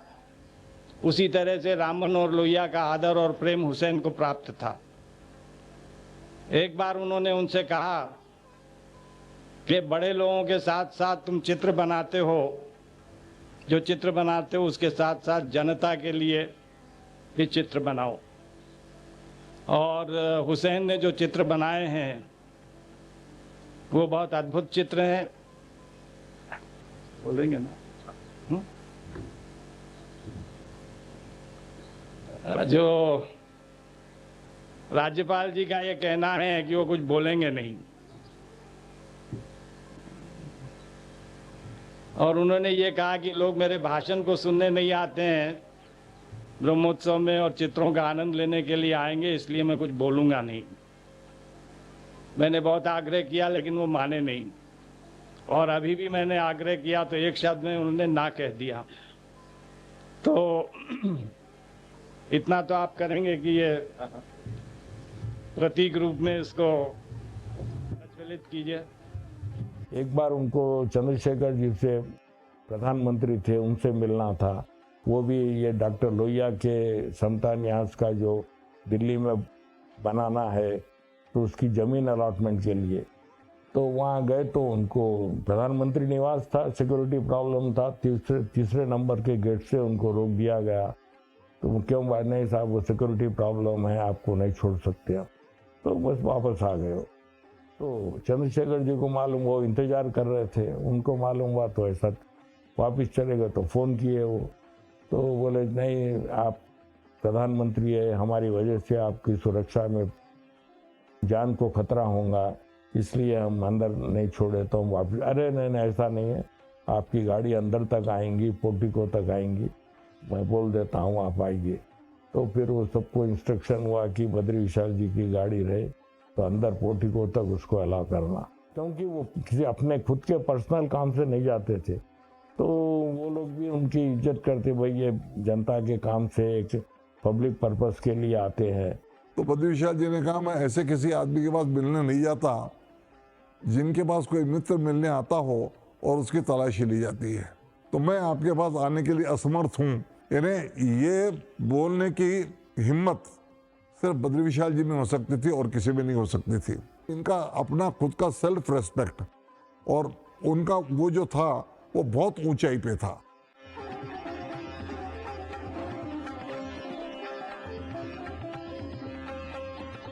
Also financially used to help the party workers if any trouble in there or any marriage. So my daughter's marriage also he helped me. Like that, not only me, many people he helped. That is a so generous person. ये उदारता तो उनमें भरी हुई थी एकदम कूट कूट के। विनम्रता कहिए चाहे उदारता कहिए कि वो दोनों हाथों से देते ही आए पूरे उनके जीवन में, और वो जब तक आदमी विनम्र नहीं हो तो वो उदारता भी नहीं आती है उसमें, मेरा ये मानना है। उनके लिए रुपए की अहमियत बहुत कम थी। कोई आदमी कैसा है वो उनके लिए सबसे ज़्यादा ज़रूरी था। उसके पास कितने रुपए हैं ये कभी भी नहीं देखते थे, वो कभी नहीं। वो आदमी अगर अच्छा है तो वो काफ़ी है उनके लिए। लेखक कलाकार वो सबकी तो बहुत ज़्यादा उनको मान देते थे, सबकी बहुत मदद भी करते थे। उनका तो ये था कि अगर एक हाथ कुछ देता है तो दूसरे हाथ को भी पता नहीं है कि क्या है, क्या किसको दिया है, क्या दिया है। इतना बड़ा दिल था। बहुत सारे उनके सहयोगी ऐसे थे, उनको उन्होंने बहुत तरह से सहायता दी, पार्टी के बड़े लीडर्स भी। तो कभी उन्होंने किसी को बताया नहीं, किसी को कहा नहीं। इन्होंने कभी नहीं बात करी कि उसके लिए मैंने ये किया था कि वो किया था। किसी भी तरह के कोई दान देना हो, किसी की सहायता करना हो, वो किसी को नहीं बताते थे कि मैंने ये किया या ये किया। परिवार में भी नहीं बताते थे। दूसरों की तो वो विश्वास नहीं रखते थे कि नाम के साथ कुछ काम करना चाहिए या दान करना चाहिए। जब देना है तो या तो अपना नाम करो या दो, दोनों चीज़ क्यों। देने में कभी हिचकिचाए नहीं कि मैं ये समेट के अपने पास रखूँगा तो मैं या मेरी संतान को ही मिलेगा। देने का मन हुआ। उन्होंने बहुत तस्वीरें भी दी। किसी ने कहा कि भाई हम म्यूज़ियम बना रहे हैं सरकार के लिए, मांगा तो उन्होंने तस्वीरें दी। तो इस तरह की बहुत सारी चीज़ें करने में कभी नहीं सोचा। उनकी एक खास बात थी कि किसी को भेजते थे पैसे, हमारे द्वारा ही भेजते थे। वो बोलते थे कि किसी दूसरे को नहीं मालूम होना कि मैंने दिया है, मैंने भेजा है, तुम अपने तरफ से उनको दे देना, मदद करना। वो अपना नाम कहीं नहीं आने देते थे। ऐसे व्यक्ति थे। उनके ऑफिस में एक लिस्ट रहती थी कवियों की, साहित्यकारों की, जहाँ हर महीना उनको मनी ऑर्डर जाता था। वो ज़माने के हिसाब से किसी को 200 रुपया, किसी को 500 रुपया, वो बोल दिए थे ऑफिस में कि भाई इनको ये पते पे भेजते रहना। ये जो हम किसी को समर्थन देते हैं, संरक्षण देते हैं, अगर वो उपकार की तरह है तो बहुत ख़राब चीज़ है। वो उपकार की तरह नहीं थी। उनसे ये भी सीखा है, वो आनंद की चीज़ थी। वो बिना आनंद उठाए हुए अगर आपको आनंद नहीं, वो प्रवृत्ति उनमें नहीं थी कि मेरे पास धन है तो मैं दे सकता हूँ, वो उपकार लगेगा। तो बड़ी गहरी समझ थी कि कब कहाँ क्या करना है, उसका मान रखना है, क्योंकि इसमें मान रखना शामिल है। आप उसकी दुनिया में उसको जाकर उसका सम्मान करो, इसकी बहुत गहरी समझ उनको थी।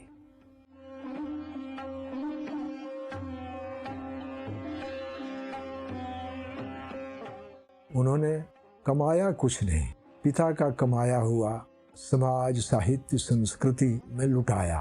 अनेक आंदोलनों में भाग लिया उन्होंने, अनेक संस्थाएं चलाते थे, समाज सेवा का काम करते थे।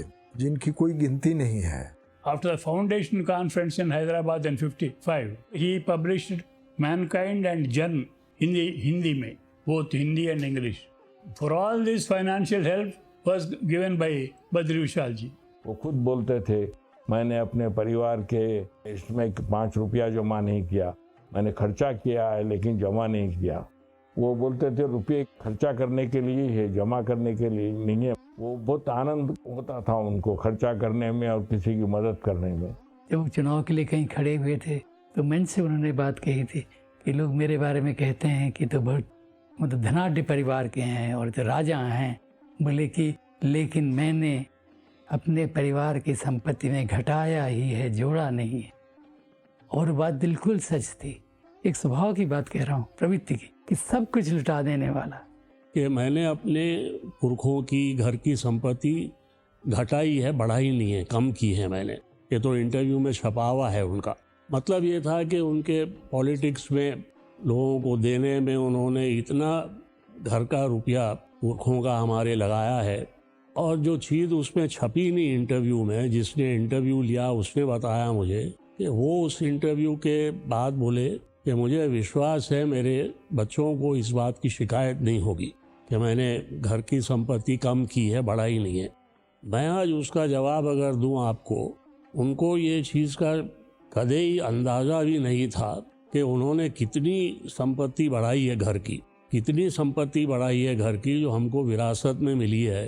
रुपए पैसे ज़मीन जायदाद के रूप में नहीं, उनकी गुडविल के लिए, गुडविल के रूप में। आज भी कहीं उनका नाम का जिक्र होता है तो दरवाजे खुल जाते हैं हम लोगों के लिए। और वो एक ऐसी चीज़ है जो अमूल्य है, जिसका आप रुपए पैसे में, जायदाद प्रॉपर्टी में नहीं नाप तोल सकते उसको। वहाँ पर वो बहुत गलत थे जब वो बोले कि मैंने घटाई है, बढ़ाई नहीं है। इतनी बढ़ाई है कि हम तो आज भी हैरान हो जाते हैं इस गुडविल को, उनकी विरासत जो हमको मिली है।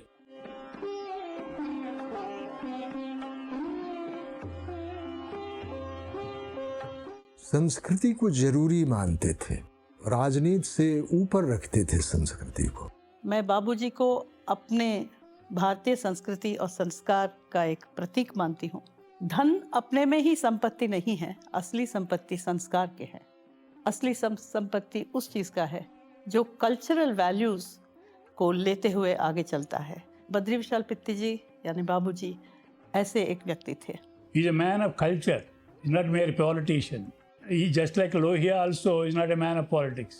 He is also a cultural person. So as a devotee of Lohia, Bhadri Vishal ji also likes classical music. He very much fond of classical music and painters. संगीत का बहुत शौक था उनको। विद्या का सम्मान होना चाहिए, आदर होना चाहिए। वो जो है इनमें वो भी कूट कूट के भरा हुआ था। जो जानकार लोग थे, विद्वान लोग थे, ये लोग का मान सम्मान करना, बुलवाना, इनको मिलना, ये सब करते ही रहते थे। मतलब ये इन्हीं की, इनका तो बहुत शौक भी था, बहुत इनको आनंद भी आता था उसमें। सब रस, सब चीज़ का शौक, इसलिए समझता हूँ मैं अद्भुत है, क्योंकि एक आदमी में इतनी कला कैसे हो सकती है। He was a very well-read person and not just at the later part of his life, but right from the beginning of his life. उस तरह के विद्यावान जो किसी कला को देखते हैं तो कला के प्रति उनकी जो स्पंदना है, उनकी जो रिस्पॉन्स है, वो एक अलग सेंसिटिविटी रखता है अपने में। और कल्चर से मेरा मतलब सिर्फ कला को प्रोत्साहन देना नहीं, एक ओवरऑल सेंस में जो हमारे पुराने संस्कृति और संस्कार थे उनको उन्होंने अपने में समेटा। जैसे कि विद्या को बहुत बड़ा स्थान देते थे। Any type of learning was something that he respected. प्रतिभा को पहचानने वाला, ऐसा पारखी और ऐसा जानकार मैंने ऐसा व्यक्ति वाकई नहीं देखा। दूसरा जो हर समय सजग है कि सुंदर क्या है, सलीके का क्या है। मतलब एक व्यक्ति कितना कितना एक सौंदर्य चेता, सरसता, हर कला को, हर तरह की विधा को, उसको उसके खांचे में, उसके रूप में, उसके स्थान में रख कर देखना, उसको वही मान देना और दिलाना।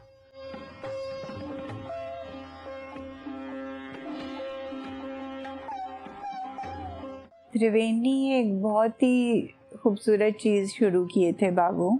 उसमें कोई भी 3 कलाएं ले लेते थे और 3 आर्टिस्ट को बुला के उनका वहाँ पे प्रेजेंटेशन होता था। जो भी कला प्रेमी है उनको बुला के, कोई जैसे गाने वाला हो तो बुला के उनका प्रोग्राम करते थे। फिर उसके साथ में कोई लेखक को बोलते थे कि पढ़ के आप सुनाइए। उसके साथ में अगर कोई चित्रकार हो तो उसकी तस्वीरें दिखाते थे, स्लाइड्स दिखाते थे। बहुत ही बढ़िया प्रोग्राम होता था वो। साल में 6 प्रोग्राम होते थे। अपने हिंदू कैलेंडर में कहिए 6 ऋतु होती है, तो ये हर ऋतु के समय ये प्रोग्राम हुआ करता था त्रिवेणी का। उस समय वो ऋतु का वर्णन किया जाता था। जो भी वर्णन कर रहा है उसको बाजाबता ऋतु को पढ़ना होता था, समझना होता था। फिर ऋतु का वर्णन, उसका आनंद कैसे लिया जाए। इवन ग्रीष्म ऋतु का, हालांकि सब गर्मी गर्मी करते रहते हैं, लेकिन उसके भी अपने आनंद लेने के। और त्रिवेणी का मतलब ये था साहित्य, कला और संगीत। साहित्य में जो भी अच्छे नामी लोग हैं जिनके लेख छपे हैं वो पढ़े जाते थे। उसका मतलब लोगों को समझाया जाता था। ये आधी घंटा जो है कला पर, कोई चित्र वगैरह डिस्प्ले करते थे, वो फिर उसका समझाना सब जो है। और फिर संगीत। अच्छा, साहित्य भी हर ऋतु में टर्न बाय टर्न, जैसे हिंदी, तेलुगु, उर्दू, ये अलग अलग जो है रहते थे, क्योंकि सभी भाषाओं को प्रमोट करना, उनको बढ़ावा देना, ये जो है एम था। त्रिवेणी यहाँ के लिए एक बहुत बड़ा प्लेटफॉर्म बन गया था कि लोगों के लिए ये हो गया था कि त्रिवेणी में अगर वो आए हैं और कविता पढ़े हैं या साहित्य पढ़े हैं, उनकी कला, पेंटिंग हो या और कुछ हो, वो अगर की गई तो एक ऑलमोस्ट यहाँ पे स्टेटस सिंबल माना जाता था कि उन्होंने, उस कलाकार ने त्रिवेणी में आया और भाग लिया। त्रिवेणी के बारे में हमने बहुत सुना था कि द्वैमासिक होती थी वो गोष्ठियाँ, और नृत्य के आयोजन हुआ करते थे। He arranged a Triveni Sangamam in his house that is in the garden. There some people will be reciting some poems. Depending upon that, the artist will draw a picture and there will be some music instrument which will be going on. That is Triveni Sangamam. Sangeetam, Sahityam, Chitrakala. These 3 combinations. It was a very wonderful combination. वो उसमें तेलुगु, हिंदी, उर्दू के साहित्यकार 3 महीने में एक बार उसका बैठक होती थी। फेस्टिवल्स के ऊपर आधारित रहता था। बरसात का मौसम, फिर स्प्रिंग का मौसम, गर्मी का मौसम और सर्दी का मौसम। तो वो मौसम के बारे में सब कवि लोग अपनी अपनी कविताएं पढ़ते थे। ऐसा उनके बंगले में उसका एक अलग सा चबूतरा था। वहाँ पर उसकी संध्या होती थी, काव्य संध्या। वहाँ पर सबको भोजन का इंतजाम रहता था, हर तेलुगु, हिंदी, उर्दू के कवियों को। साहित्य, संगीत और चित्रकला, तीनों कला रूपों के कलाकार उस दिन प्रस्तुत होते थे और श्रोता सुनते थे। पुराने कलाकार भी होते थे और नए उभरते हुए कलाकारों को भी जगह मिलती थी। पहले संगीत, कोई गायक संगीत की प्रस्तुति करता था, फिर कुछ चित्र दिखाए जाते थे और चित्रकला पर बातचीत होती थी। अंत में कवियों का काव्य पाठ होता था या लोग अपनी कहानियाँ सुनाते थे। किसी भी विधा में इसका त्रिवेणी नाम इसलिए भी था, एक तो 3 कला रूप थे इसलिए त्रिवेणी, और इसलिए भी कि हिंदी, उर्दू और तेलुगु तीनों भाषाओं के लेखक कवि उसमें होते थे। बद्री विशाल पित्ती एक आम श्रोता दर्शक की तरह बैठे रहते थे, मंच पर नहीं जाते थे। सिर्फ अंत में जाते थे, 2 मिनट में धन्यवाद ज्ञापन करते थे, आभार प्रकट करते थे और निवेदन करते थे कि आप सब थोड़ा भोजन करके जाएं।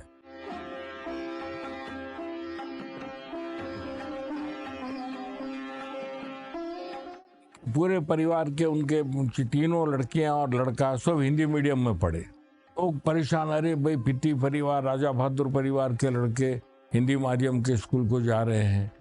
तो वो बोले नहीं, मैं अंग्रेजी के खिलाफ हूँ, मेरे बच्चे अंग्रेजी स्कूल में नहीं जा सकते, हिंदी माध्यम से पढ़े। तो ये बहुत बड़ी बात है।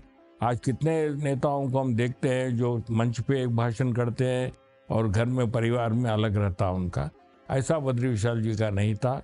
वो जो बोलते थे उसी का वो पालन भी करते थे। हिंदी का उनको इतना था कि हम लोग इंग्लिश मीडियम स्कूल में पढ़ते थे, तो जब हिंदी का बहुत वो ज़ोर दे रहे थे कि हिंदी चलनी चाहिए। हमारी बड़ी बहन तो कॉलेज चली गई थी, हम लोग तीनों स्कूल में थे, तो हम लोग को तीनों को इंग्लिश मीडियम से निकाल के बोले तुम लोग हिंदी मीडियम में पढ़ोगे। तो अब उनको बोलते थे कि हमको ये स्कूल ये नहीं जाना है। तो बोले देखो बेटा, अगर मैं हिंदी के लिए इतना ज़ोर दे रहा हूँ कि भाई हिंदी चलनी चाहिए और मैं अपने बच्चों को ही हिंदी मीडियम में नहीं भेजूँ तो ये सही है क्या? मतलब उतना ही बोलना काफ़ी था। बद्री विशाल जी पित्ती हमेशा भारतीय भाषा या मातृभाषा को ही इम्पोर्टेंस देते थे और वो ये बोलते थे कि हमको जो काम करना है वो हमको हमारी भाषा में काम करना है। तो मैंने ये देखा कि उनके जितने कार्यक्रम घर में होते थे या पार्टी के होते थे या लोहिया या संपर्क में होते थे, उन सब कार्यक्रमों में उनके पूरे कार्ड और निमंत्रण जो भी बनते थे वो यहाँ हैदराबाद में भाषा में हिंदी, तेलुगु और उर्दू ये 3 भाषाओं में छपा हुआ रहता था। अंग्रेजी को स्थान नहीं होता था। अंग्रेजी वो बहुत अच्छी जानते थे, अच्छे से अच्छे हमारी लिखी हुई अंग्रेजी को करेक्शन कर सकते थे, पर उनके द्वारा जो दिया जाता कार्य होता था वो पूरा का पूरा भारतीय भाषा में ही काम होता था। ये एक उनकी बहुत बड़ी उपलब्धि थी। वो उतना ही रेस्पेक्ट उर्दू को देते थे, उतना ही रेस्पेक्ट तेलुगु को देते थे।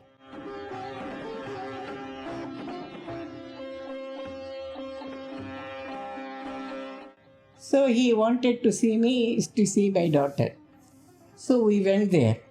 And then he stood up and he said, Madhaviji, I am very grateful to you. You have given accommodation to my daughter.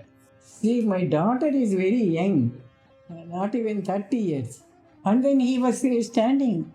Whenever I went, he used to stand up and say namaste. When I was leaving, again he used to stand up and say namaste. See, this kind of culture which he has in him, even if now I think of those things, I feel amazed. He was a pillar of moral support. He was a pillar of encouragement, and he was a pillar of strength for somebody who was working alone in a field where there was lot of opposition. बाबूजी का अगर उस समय इस तरह का एक moral support नहीं मिलता तो आज के तारीख में मैं यहाँ एक आगम नृत्य के एक्सपर्ट के तौर पर या उसके बाद ही मुझे पद्म भूषण की उपाधि भी मिली और उसमें यह भी मेंशन किया है कि इस उपाधि में विशेष रूप से आगम नृत्य को लेकर मैंने जो काम किया इस पर भी उन्होंने साइटेशन में इसको कोट किया है। तो ये सब नहीं होता अगर बाबूजी के आशीर्वाद नहीं होते और बाबूजी का प्रोत्साहन नहीं रहता। बाबू के मन में कोई भी इंसान हो उसके लिए बहुत इज्जत थी, महिलाओं के लिए खासकर कि उनकी पूरी रिस्पेक्ट होनी चाहिए। एक दफ़ा का किस्सा है कि हम लोग बैठ के टीवी देख रहे थे तो कोई मूवी में दिखा रहे थे कि वो हस्बैंड अपने वाइफ को इल ट्रीट कर रहा है, मार रहा है। तो बोले मेम साहब पैर में जूती नहीं है क्या? तो हमको एक लाइफ लेसन हो गया कि नेवर टेक नॉनसेंस। बहुत बड़ी बात एक सेंटेंस में सिखा गए। I was getting threats, anonymous letters मिलते थे, थ्रेट्स मिलते थे कि आप इस तरह का कार्यक्रम क्यों कर रहे हैं। ये तो बहुत पहले देवदासी प्रथा के साथ ये सब समाप्त हो गया था, फिर आप इस तरह का प्रथा क्यों? तो उनको बहुत हमने समझाया कि प्रथा अलग चीज़ है और कला अलग चीज़ है। कला अपने में पवित्र है, प्रथा की बात हम नहीं करते हैं, हम तो कला की बात करते हैं। और मैं एक सुमंगली होकर मैं वहाँ पर अपने भक्ति और अपने श्रद्धा और इस नृत्य के प्रति जो मेरा समर्पण है उसको मैं वहाँ व्यक्त कर रही हूँ और इसमें कोई ऐसी बात नहीं है। फिर भी वहाँ के लोगों ने ये मुझे थ्रेटन करना शुरू किया।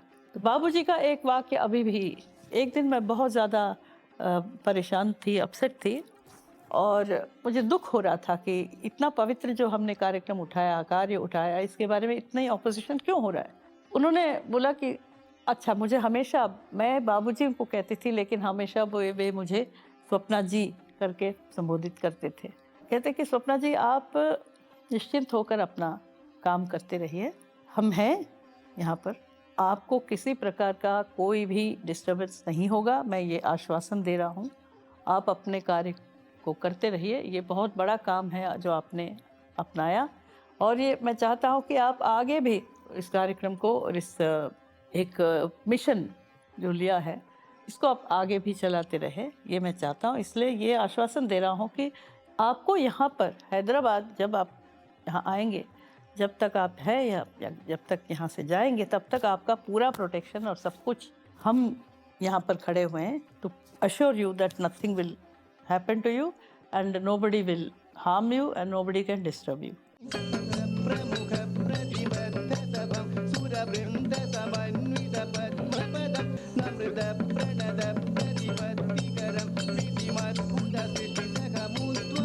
इस तरह का आश्वासन, इसलिए मेरे बाबूजी के कहने से केवल एक रेस्पेक्टफुल शब्द ही नहीं है, उसमें एक जो बेटी है अपने पिता पर जिस तरह से वो मॉरल सपोर्ट के लिए, एनकरेजमेंट के लिए, धैर्य, उसके लिए जो मॉरल सपोर्ट कहिए और करेज कहिए, इसके लिए as a girl will depend upon her father. Similarly एक कलाकार के तौर पर और एक पुत्री के तौर पर भी मैं बाबूजी के प्रति मेरे भाव वैसे ही हैं।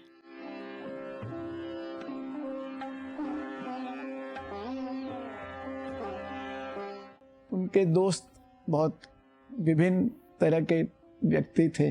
डॉक्टर लोहिया से लेके कितने सारे मुख्यमंत्री, कितने मंत्री, प्रधानमंत्री सब थे, पर वो छोटे से कार्यकर्ता को भी उतनी इज्जत देते थे। हाँ, very generous, generous. Though he is a rich man, but he treats our workers very humbly, as though he is a big man, as a rich man. He never behave like that. He used to every party worker dinner or lunch. After the dinner, he came down, opened the door, and then he asked me to sit. See, I was amazed. Driver opens the door, but he opened the door, said goodbye, made me sit comfortably in the car. Then he closed the door. Then he said namaste. ये तो मैंने देखा, भाई कोई भी घर में function हो और कुछ भी हो तो जो भी आ रहा है उनको ढंग से रिसीव किया जाए। हमेशा गाड़ी तक छोड़ के आते थे। अब कहीं उनकी गाड़ी दूर है तो हम लोगों को बोलते थे जाओ छोड़ के आओ गाड़ी तक। तो मतलब वो तो बहुत पर्टिकुलर थे इन चीज़ों में, तो वो बहुत भावना बहुत थी। वे बहुत प्रेम भाव से और बहुत स्नेह भाव से मिला करते थे लोगों से। इतने अतिथि वत्सल थे कि एक एक आदमी का ख्याल रखते थे। वो बाहर निकलते थे और अपनी गाड़ी बुलाते थे, उसमें मुझे बिठाते थे और जब तक मैं बैठ न जाऊं तब तक वो खड़े रहते थे। ऐसा अतिथि वत्सल व्यक्ति, जबकि उम्र में मेरी वो पिता या मेरे चाचा की उम्र के थे, मेरे लिए गुरुतुल्य थे। ये मैं अपना सौभाग्य मानता हूँ और मैंने लिखा है कि ऐसी विदाई, इतना बड़ा आदमी इतने सम्मान से विदा करे, इसे मैं अपना नसीब, अपना सौभाग्य मानता हूँ। कभी उनको गाड़ी नहीं हो तो टैक्सी में जाने में दिक्कत नहीं, कोई चीज़ इस्तेमाल जो करते थे दिखाने के लिए नहीं, जो उनको अच्छा लगता था वो इस्तेमाल करते थे। बिल्कुल भी उनको दिखावा नहीं था। क्रोधित नहीं होते थे, गुस्से शांत स्वभाव में, और हाथ जोड़ के बोलते थे माफ़ी चाहता हूँ भाई, ये गलत काम है, ये गलत हो रहा। कठोर साइड तो उनका हम कभी भी नहीं देखे हैं। अगर कभी कोई गलती हो गई तो बाबू सॉरी, बस ख़त्म, बात वहीं पे बिल्कुल ख़त्म, उसके आगे एक शब्द भी नहीं। तो इतना बड़ा दिल था उनका। वो पद्मश्री, पद्म भूषण ये सब के खिलाफ थे। कभी उनको देखकर नहीं लगा कि जैसे वो बद्री विशाल पित्ती, राजा बद्री विशाल पित्ती हैं और यहाँ आ गए हैं, वो उसी तरह से हंस बोल रहे हैं। लगता ही नहीं था कि कोई फर्क पड़ गया है कि उनके आने से। बड़ी बात थी उनकी ये जो सिंप्लिसिटी थी, एक तरह से एक सरलता भी कह सकते हैं उसको, सुशीलता भी कह सकते हैं, his virtuousness, that was very impressive.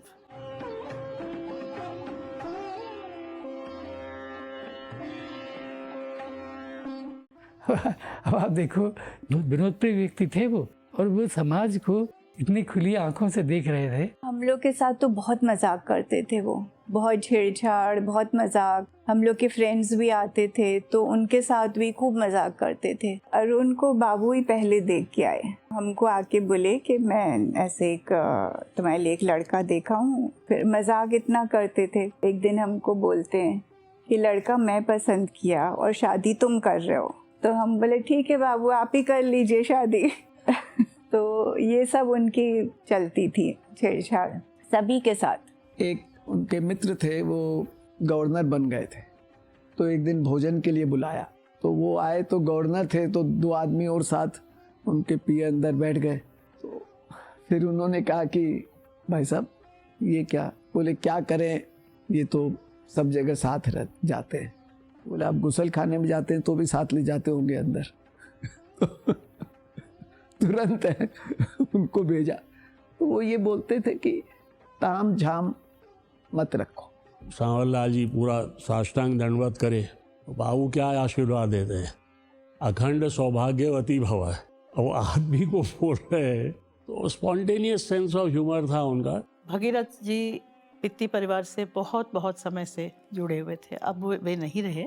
Bhagirath जी के साथ बाबूजी का जो एक हास्य और एक क्या कह सकते हैं ह्यूमरस इंटरचेंज जो होता था, वो बड़ा ही अच्छा लगता था हम सबको। तो हम लोग बैठते थे और एक दूसरे से वो बहुत, क्योंकि बहुत परिचित थे पहले से ही, बाबूजी के कम उम्र से भी और भागीरथ जी की बहुत लंबा उनका संबंध रहा। तो उन दोनों के बीच जो एक तरह के परिहास, जोक्स, ये सब चलते थे, हम उसको देखकर हम भी उसमें थोड़ा सा भाग लेते थे। जीवन में सबके जीवन में थोड़ी हंसी खुशी रहे, इसको भी कभी नहीं भूला और लोग नहीं भूले होंगे जिनसे मिले हैं, कि उनका हंसकर बात कहना। उनकी हंसी इतनी, आपको खाली हंसी प्रसन्न कर देती थी। कोई चुटकी भी कभी किसी पर लेते थे और फिर हंसते थे, वो भी आपको प्रसन्न कर देती थी, क्योंकि वो बहुत भीतर से आती हुई एक खुशी, जीवन का एक आनंद, जीवन का एक क्या कह दर्शन ही कह लीजिए।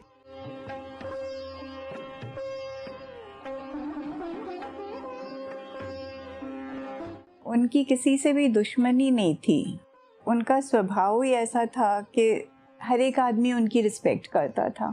बहुत सीधे सच्चे जिसको बोलते हैं। सबके लिए मन में करुणा थी। हर आदमी के लिए उनके दिल में दर्द था। वो कभी किसी की निंदा नहीं करे, और निंदा करो मत करो, इन्होंने कभी किसी के साथ गलत बात नहीं बोली, गलत काम नहीं किया कभी भी जिंदगी भर। मैं समझता हूँ आज उस समय भी और आज भी आपको इतनी बड़ी दुनिया में एक आदमी भी नहीं मिलेगा जो इन पर उंगली उठा सके और बोले कि मेरे साथ ये उन्होंने गलत किया। आपको एक भी नहीं मिलेगा ऐसा, और मिलेगा तो मैं उससे मिलना चाहूँगा, पूछना चाहूँगा कि वो क्या गलत किया था इन्होंने। कभी किसी का बुरा नहीं किया, कभी किसी के साथ गलत नहीं किया, कभी किसी के बारे में निंदा नहीं की। उनके बारे में कौन क्या करेगा फिर। मुख्य बात जो उनके साथ जुड़ी हुई थी ना, वो एक भद्रता की, उसका बहुत ध्यान रखते थे। उनको वो चीज़ बचा ले गई, उनकी भद्रता। फिर से उसी उपस्थिति की बात करूंगा, वो एक भद्र उपस्थिति।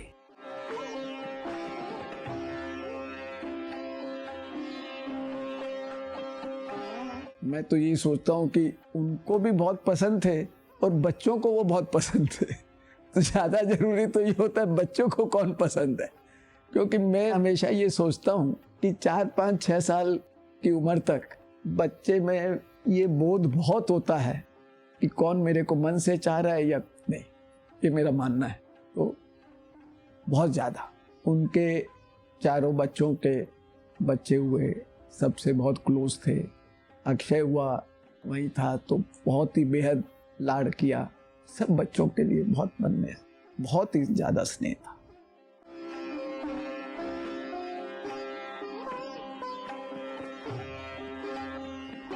तो माँ जी की बात एक बार कहना पड़ेगा यहाँ पर कि माँ जी भी ऐसी महिला थी जो she was a perfect foil to Babuji. जैसे जिस संस्कार, जिस सभ्यता, जिस लेवल ऑफ थिंकिंग में वो थे, उसके साथ हमेशा माँ जी ने साथ दिया, ऐसा लगता है। मैंने कभी ये नहीं देखा कि माँ जी ने कुछ ऐसा किया हो जो बाबूजी के सिद्धांतों के विरुद्ध हो। इस दृष्टिकोण से मैं समझती हूँ कि बाबूजी was a very very ideal person.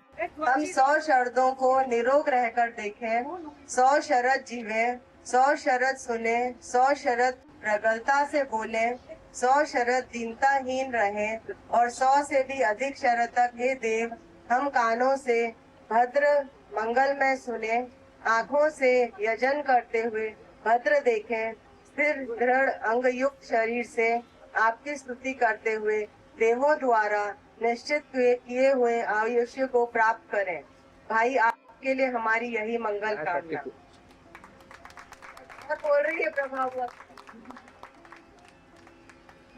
हम लोग भी कुछ इन वर्षों में आपके साथ रहे, आपका प्यार और दुलार पाते रहे। फिर हमारी शादी हो गई, आपसे दूर हो गए। हम आपकी प्यार भरी यादों के साथ चल दिए नए परिवार में। आप हम लोगों को जब घुमाने ले जाते थे, हम लोगों को बहुत मजा आता था। राइडिंग, साइकिलिंग और अन्य स्पोर्ट्स हमने आप ही से सीखा था। कहीं कुछ भी तकलीफ होती तो आपका ख्याल आ जाता था और जब आप आ जाते तो बहुत राहत मिलती थी। आपने कितने ही कलाकारों और साहित्यकारों को प्रमोट किया जो आज अंतर्राष्ट्रीय ख्याति पा रहे हैं। ऐसा कौन सा क्षेत्र है जिसमें आपकी रुचि नहीं रही और आपका योगदान रहा है। राजनीति में भी आपकी रुचि थी, आप विशेष आगे रहे। अंग्रेजों के समय से आज तक इतनी बहुमुखी प्रतिभा के अतिरिक्त आपकी सादगी का कोई जवाब नहीं है। एक चुटकी भरी बात कहते हैं, लेबर पार्टी को समर्थन देने के बावजूद क्या आन बान और शालीनता है आपकी। आप स्वस्थ रहें, प्रसन्न रहें, यही कामना है प्रभु से। आपका स्नेह तथा आशीर्वाद मिलता रहे। आपकी प्रभा।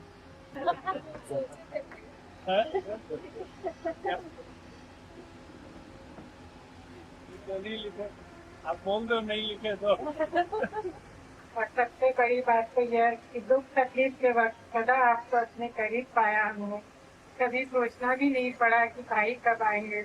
हम कभी नहीं भूल सकते कि डॉक्टर द्वारा अल्प समय के नोटिस पर आप हम लोगों के साथ अमेरिका गए थे। इस वक्त हमारे मन में इतनी हिम्मत आ गई थी कि आप हमारे साथ हैं। इनके मजबूत कदमों पर सिर रखकर हम कुछ हल्के हो सकते हैं। जीवन पर यह बात नहीं भूलेगी कि आपने कितनी खैर और प्यार हमें दिया। सदा ही यह दिली कामना है कि उन मजबूत कदमों में वही मजबूती रहे। आपके स्नेह का हम लोग भरपूर आनंद ले सकें। आप हम लोगों को ग्रामर स्कूल से निकाल कर रंजन जी के कन्या पाठशाला भेज दिए। I can not forget it. लेकिन इसकी वजह से हम गरीबी, लाचारों और दीनता को बहुत नजदीकी से देख सके, जो कि हमको एक अच्छा इंसान बनाया। इसके अलावा आप ही की वजह से हम अभी भी स्विमिंग और हॉर्स राइडिंग का शौक है। आर्ट और म्यूजिक के इंटरेस्ट आप ही की वजह से हुआ था, जो कि हमारे जीवन के हर क्षण गुड एंड बैड में शामिल है। It's soul elevating. आज यही भावना है, एक ऐसा गीत गाऊं, आरज़ू जगाऊं। बहुत आदर और स्नेह के साथ आपकी बहन वीना।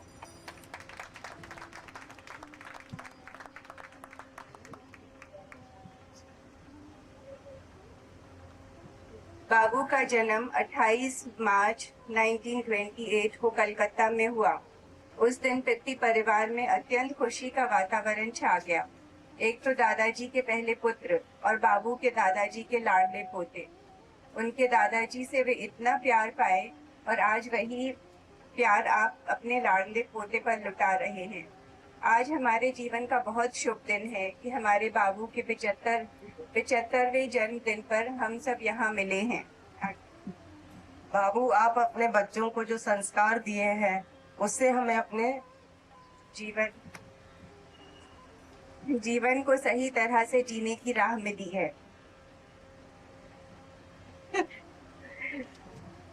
आप हम सबके लिए एक आदर्श है। यदि कोई गलती करता है तो उसे सजा भी देते हैं, तो उदार इतने कि तुरंत गले भी लगा लेते हैं।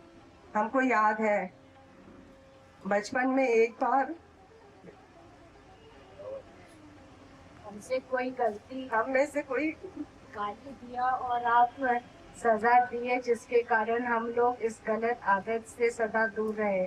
हम कोई भी भाई बहन गलत शब्द नहीं बोलते हैं। हमें पूरा विश्वास है के साथ बोल सकते हैं। दयालुता और सहनशीलता तो आप में इतनी ज्यादा है कि आपके द्वार से कोई खाली हाथ नहीं जाता है। बाबू के पारिवारिक और व्यावसायिक जीवन में एक बहुत रुचिकर मोड़ आया जब डॉक्टर राम मनोहर लोहिया से आपकी मुलाकात हुई। इस कारण से आपका झुकाव राजनीति की तरफ हुआ। देश प्रेम जो मन में था ही वो और जागरूक हुआ और आप बड़ी तल्लीनता से समाज व देश की सेवा में लग गए। आज डॉक्टर लोहिया के साहित्य को जागरूक रखने के लिए आपके प्रयास जारी हैं। तेलंगाना आंदोलन में भी बाबू बहुत साहस से भाग लिए और उसके लिए काफी समय तक जेल भी जाना पड़ा। आपका देश प्रेम महान है, क्या क्या सेवा नहीं किए ये सब जानते हैं। आपका हिंदी प्रेम भी आपको जेल तक ले गया। इस कारण आप अपने बच्चों को भी हिंदी में शिक्षा दिलाए। हालांकि अंग्रेजी का इतना महत्व है इस देश में। जब आप विधानसभा के चुनाव में जीते तब जुलूस में सारा हैदराबाद उमड़ पड़ा। हम तो बहुत छोटे थे पर वो दृश्य अभी भी आंखों के सामने है, मानो अभी की बात हो। वो गाड़ी में आपका खड़े रहना और फूलों के हार से लदे हुए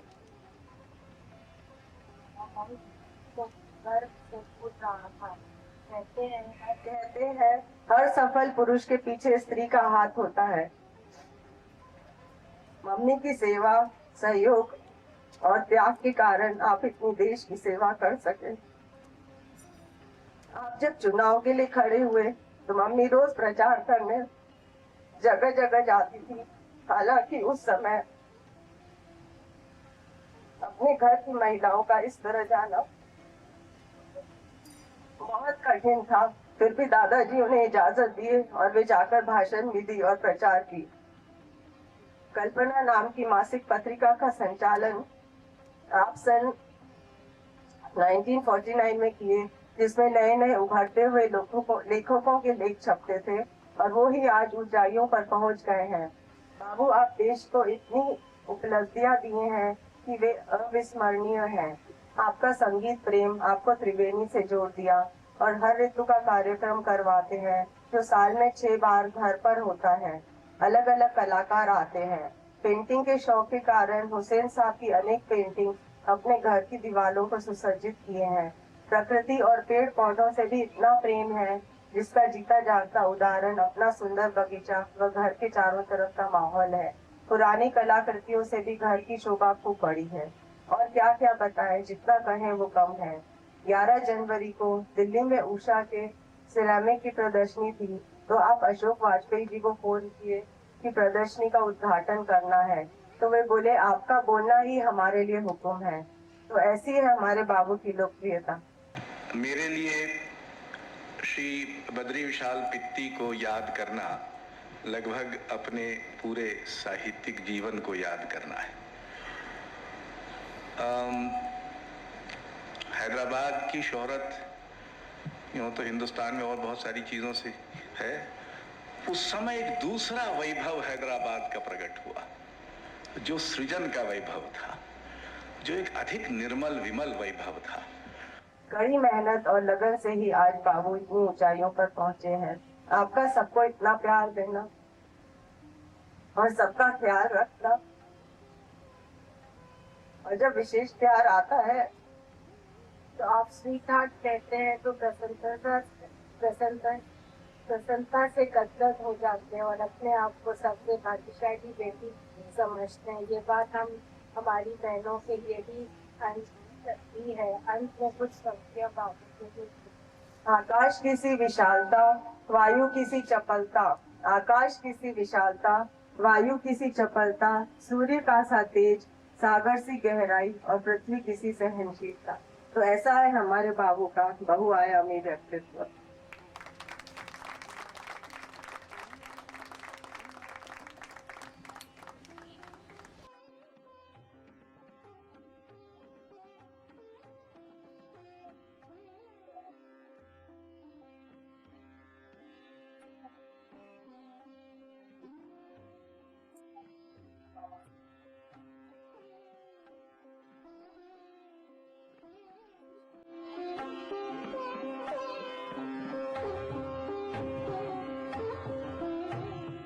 ईश्वर को तो बहुत मानते थे ही, भक्ति भी थी, श्रद्धा भी थी, पर मेरे को मन में ये लगता है कि वो हिंदू धर्म को बहुत समझते थे। हिंदू धर्म ये नहीं मानता है कि केवल मूर्ति पूजा या कोई पर्टिकुलर मंत्र करने मात्र से ही आप धार्मिक हैं, या यही हिंदू धर्म तो एक जीने की एक कला है, जीने का एक तरीका है जो कि जीवन के सब पक्षों को एकत्रित है। तो दूसरे धर्मों, और इसमें मैं कंपैरिजन नहीं करना चाह रहा हूँ, इसलिए केवल हिंदू धर्म की बात करता हूँ।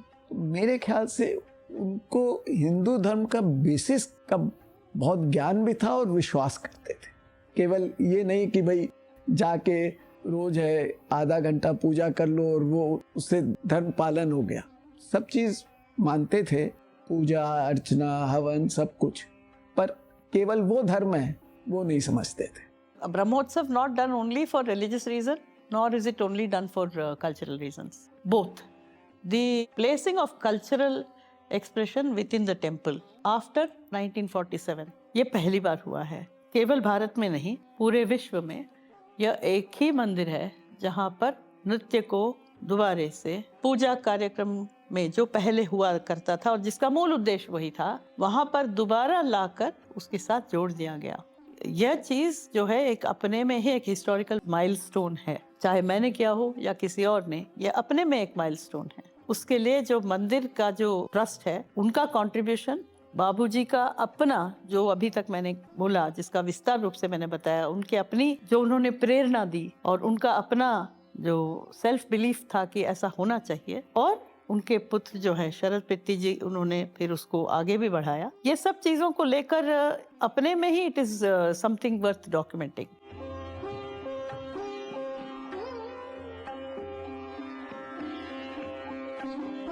बद्री विशाल पित्ती की अभी और भी योजनाएं थी। जैसे हुसैन ने जो चित्र बनाए थे वो चित्रशाला बनाने की योजना थी, राम चित्रशाला। उनके पिता ने रामबाग में जमीन भी इसके लिए उनको दी थी, दान की थी। ये महत्व तो है कि वो चित्र बने। He told us that he would be arranging all the books and also the paintings of M.F. Hussain for future generations. वो हमेशा कहते थे कला के संग संग।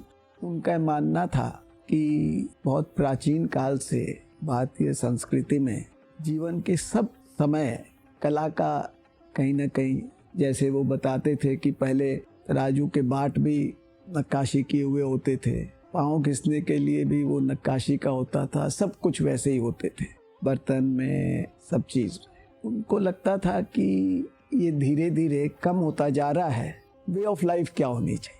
टोटलिटी में कला केवल ऊंचे तस्वीर और फिर ज़्यादा इसलिए बिक रही है कि पर इंच की ये कीमत है और 3 साल बाद ये हो जाएगी, ये कला के लिए नहीं खरीद रहे हैं, ये तो इसलिए खरीद रहे हैं कि इसके मूल्य बढ़ जाएगा। कला के संग संग वो चीज़ बहुत कम हो रही है, हमेशा उनको ये लगता था। अपनी भरपूर लाइफ जी उन्होंने। हालांकि आज 75 साल की उम्र में चले जाना कोई उम्र नहीं होती है, लेकिन उन्होंने भरपूर अपनी लाइफ, जो बोलते हैं ना, he lived his life to the fullest. तो कोई अनफिनिश्ड काम मैं नहीं समझता उन्होंने कोई छोड़ा, लेकिन एक जो लेगेसी और एक जो परंपरा जो उन्होंने छोड़ी है, यथाशक्ति हम लोग पूरी करने देखते हैं कि जो सेवाएं उन्होंने दी है समाज को, अंडर प्रिविलेज जो गरीब लोगों को जो उन्होंने सेवाएं दी है, तो आज हम लोग कोशिश कर रहे हैं कि वो चालू रहे।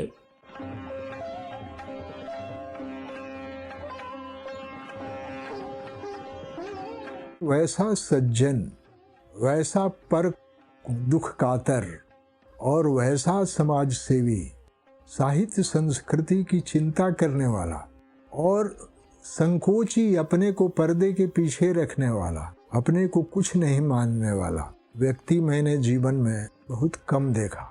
साहित्य में और राजनीति में, संस्कृति में, हिंदी की साहित्यिक पत्रिका के विकास में, इतिहास में बद्री विशाल पित्ती का बहुत योगदान है। बद्री विशाल पित्ती को इस रूप में याद करना चाहिए। बद्री विशाल जी उन लोगों में थे जो एक कह सकता हूँ कि एक ऐसा उदाहरण जिसके बारे में आप जान लो और उसकी तह में उतर जाओ, उसके मर्म में उतर जाओ, तो आप थोड़ा बहुत तो बदल ही जाओगे। बद्री विशाल पित्ती एक पूरा युग, ये थे बद्री विशाल पित्ती। एक अच्छा जीवन जीकर एक व्यक्ति गया, इससे बड़ी बात क्या हो सकती है कि वो हम जैसे लोगों को की स्मृति में, बीसियों लोगों की स्मृति में ऐसा बना रहे। आज कितनी धन संपत्ति है लोगों की, पर है कोई व्यक्ति ऐसा? अंत में यही कहूँगा, है कोई व्यक्ति ऐसा? कोई बता दे बद्री विशाल जी के जीवन जीने वाला जैसा व्यक्ति नहीं है। He is a living entity to me even today, because see, when I'm saying this, my blood, what pulakinta?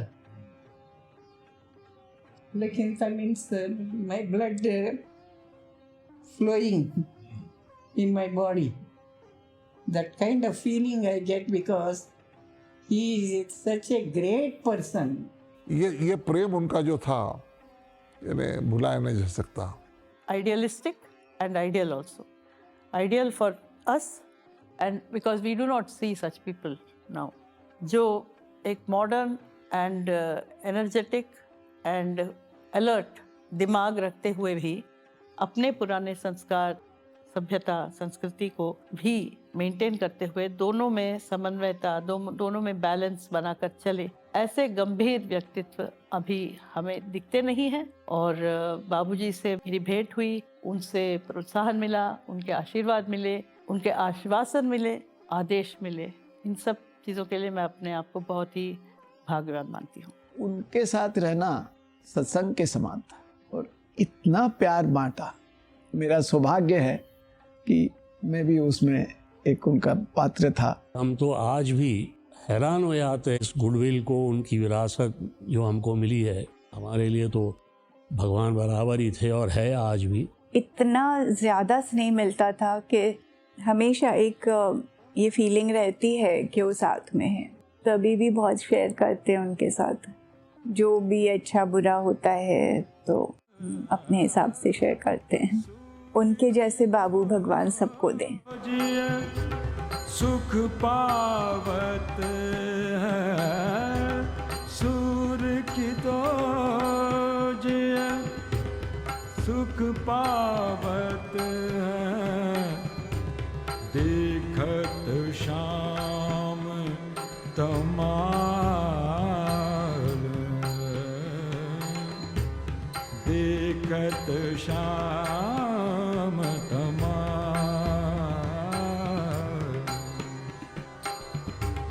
रज आरज लागो मेरी अखियाँ, रज आरज लागो मेरी अखियन, रोग दोष जंजाल, रोग दोष जंजाल।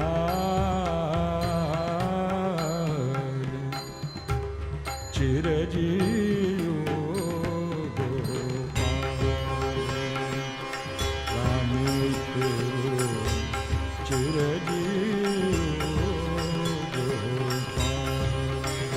गोपाल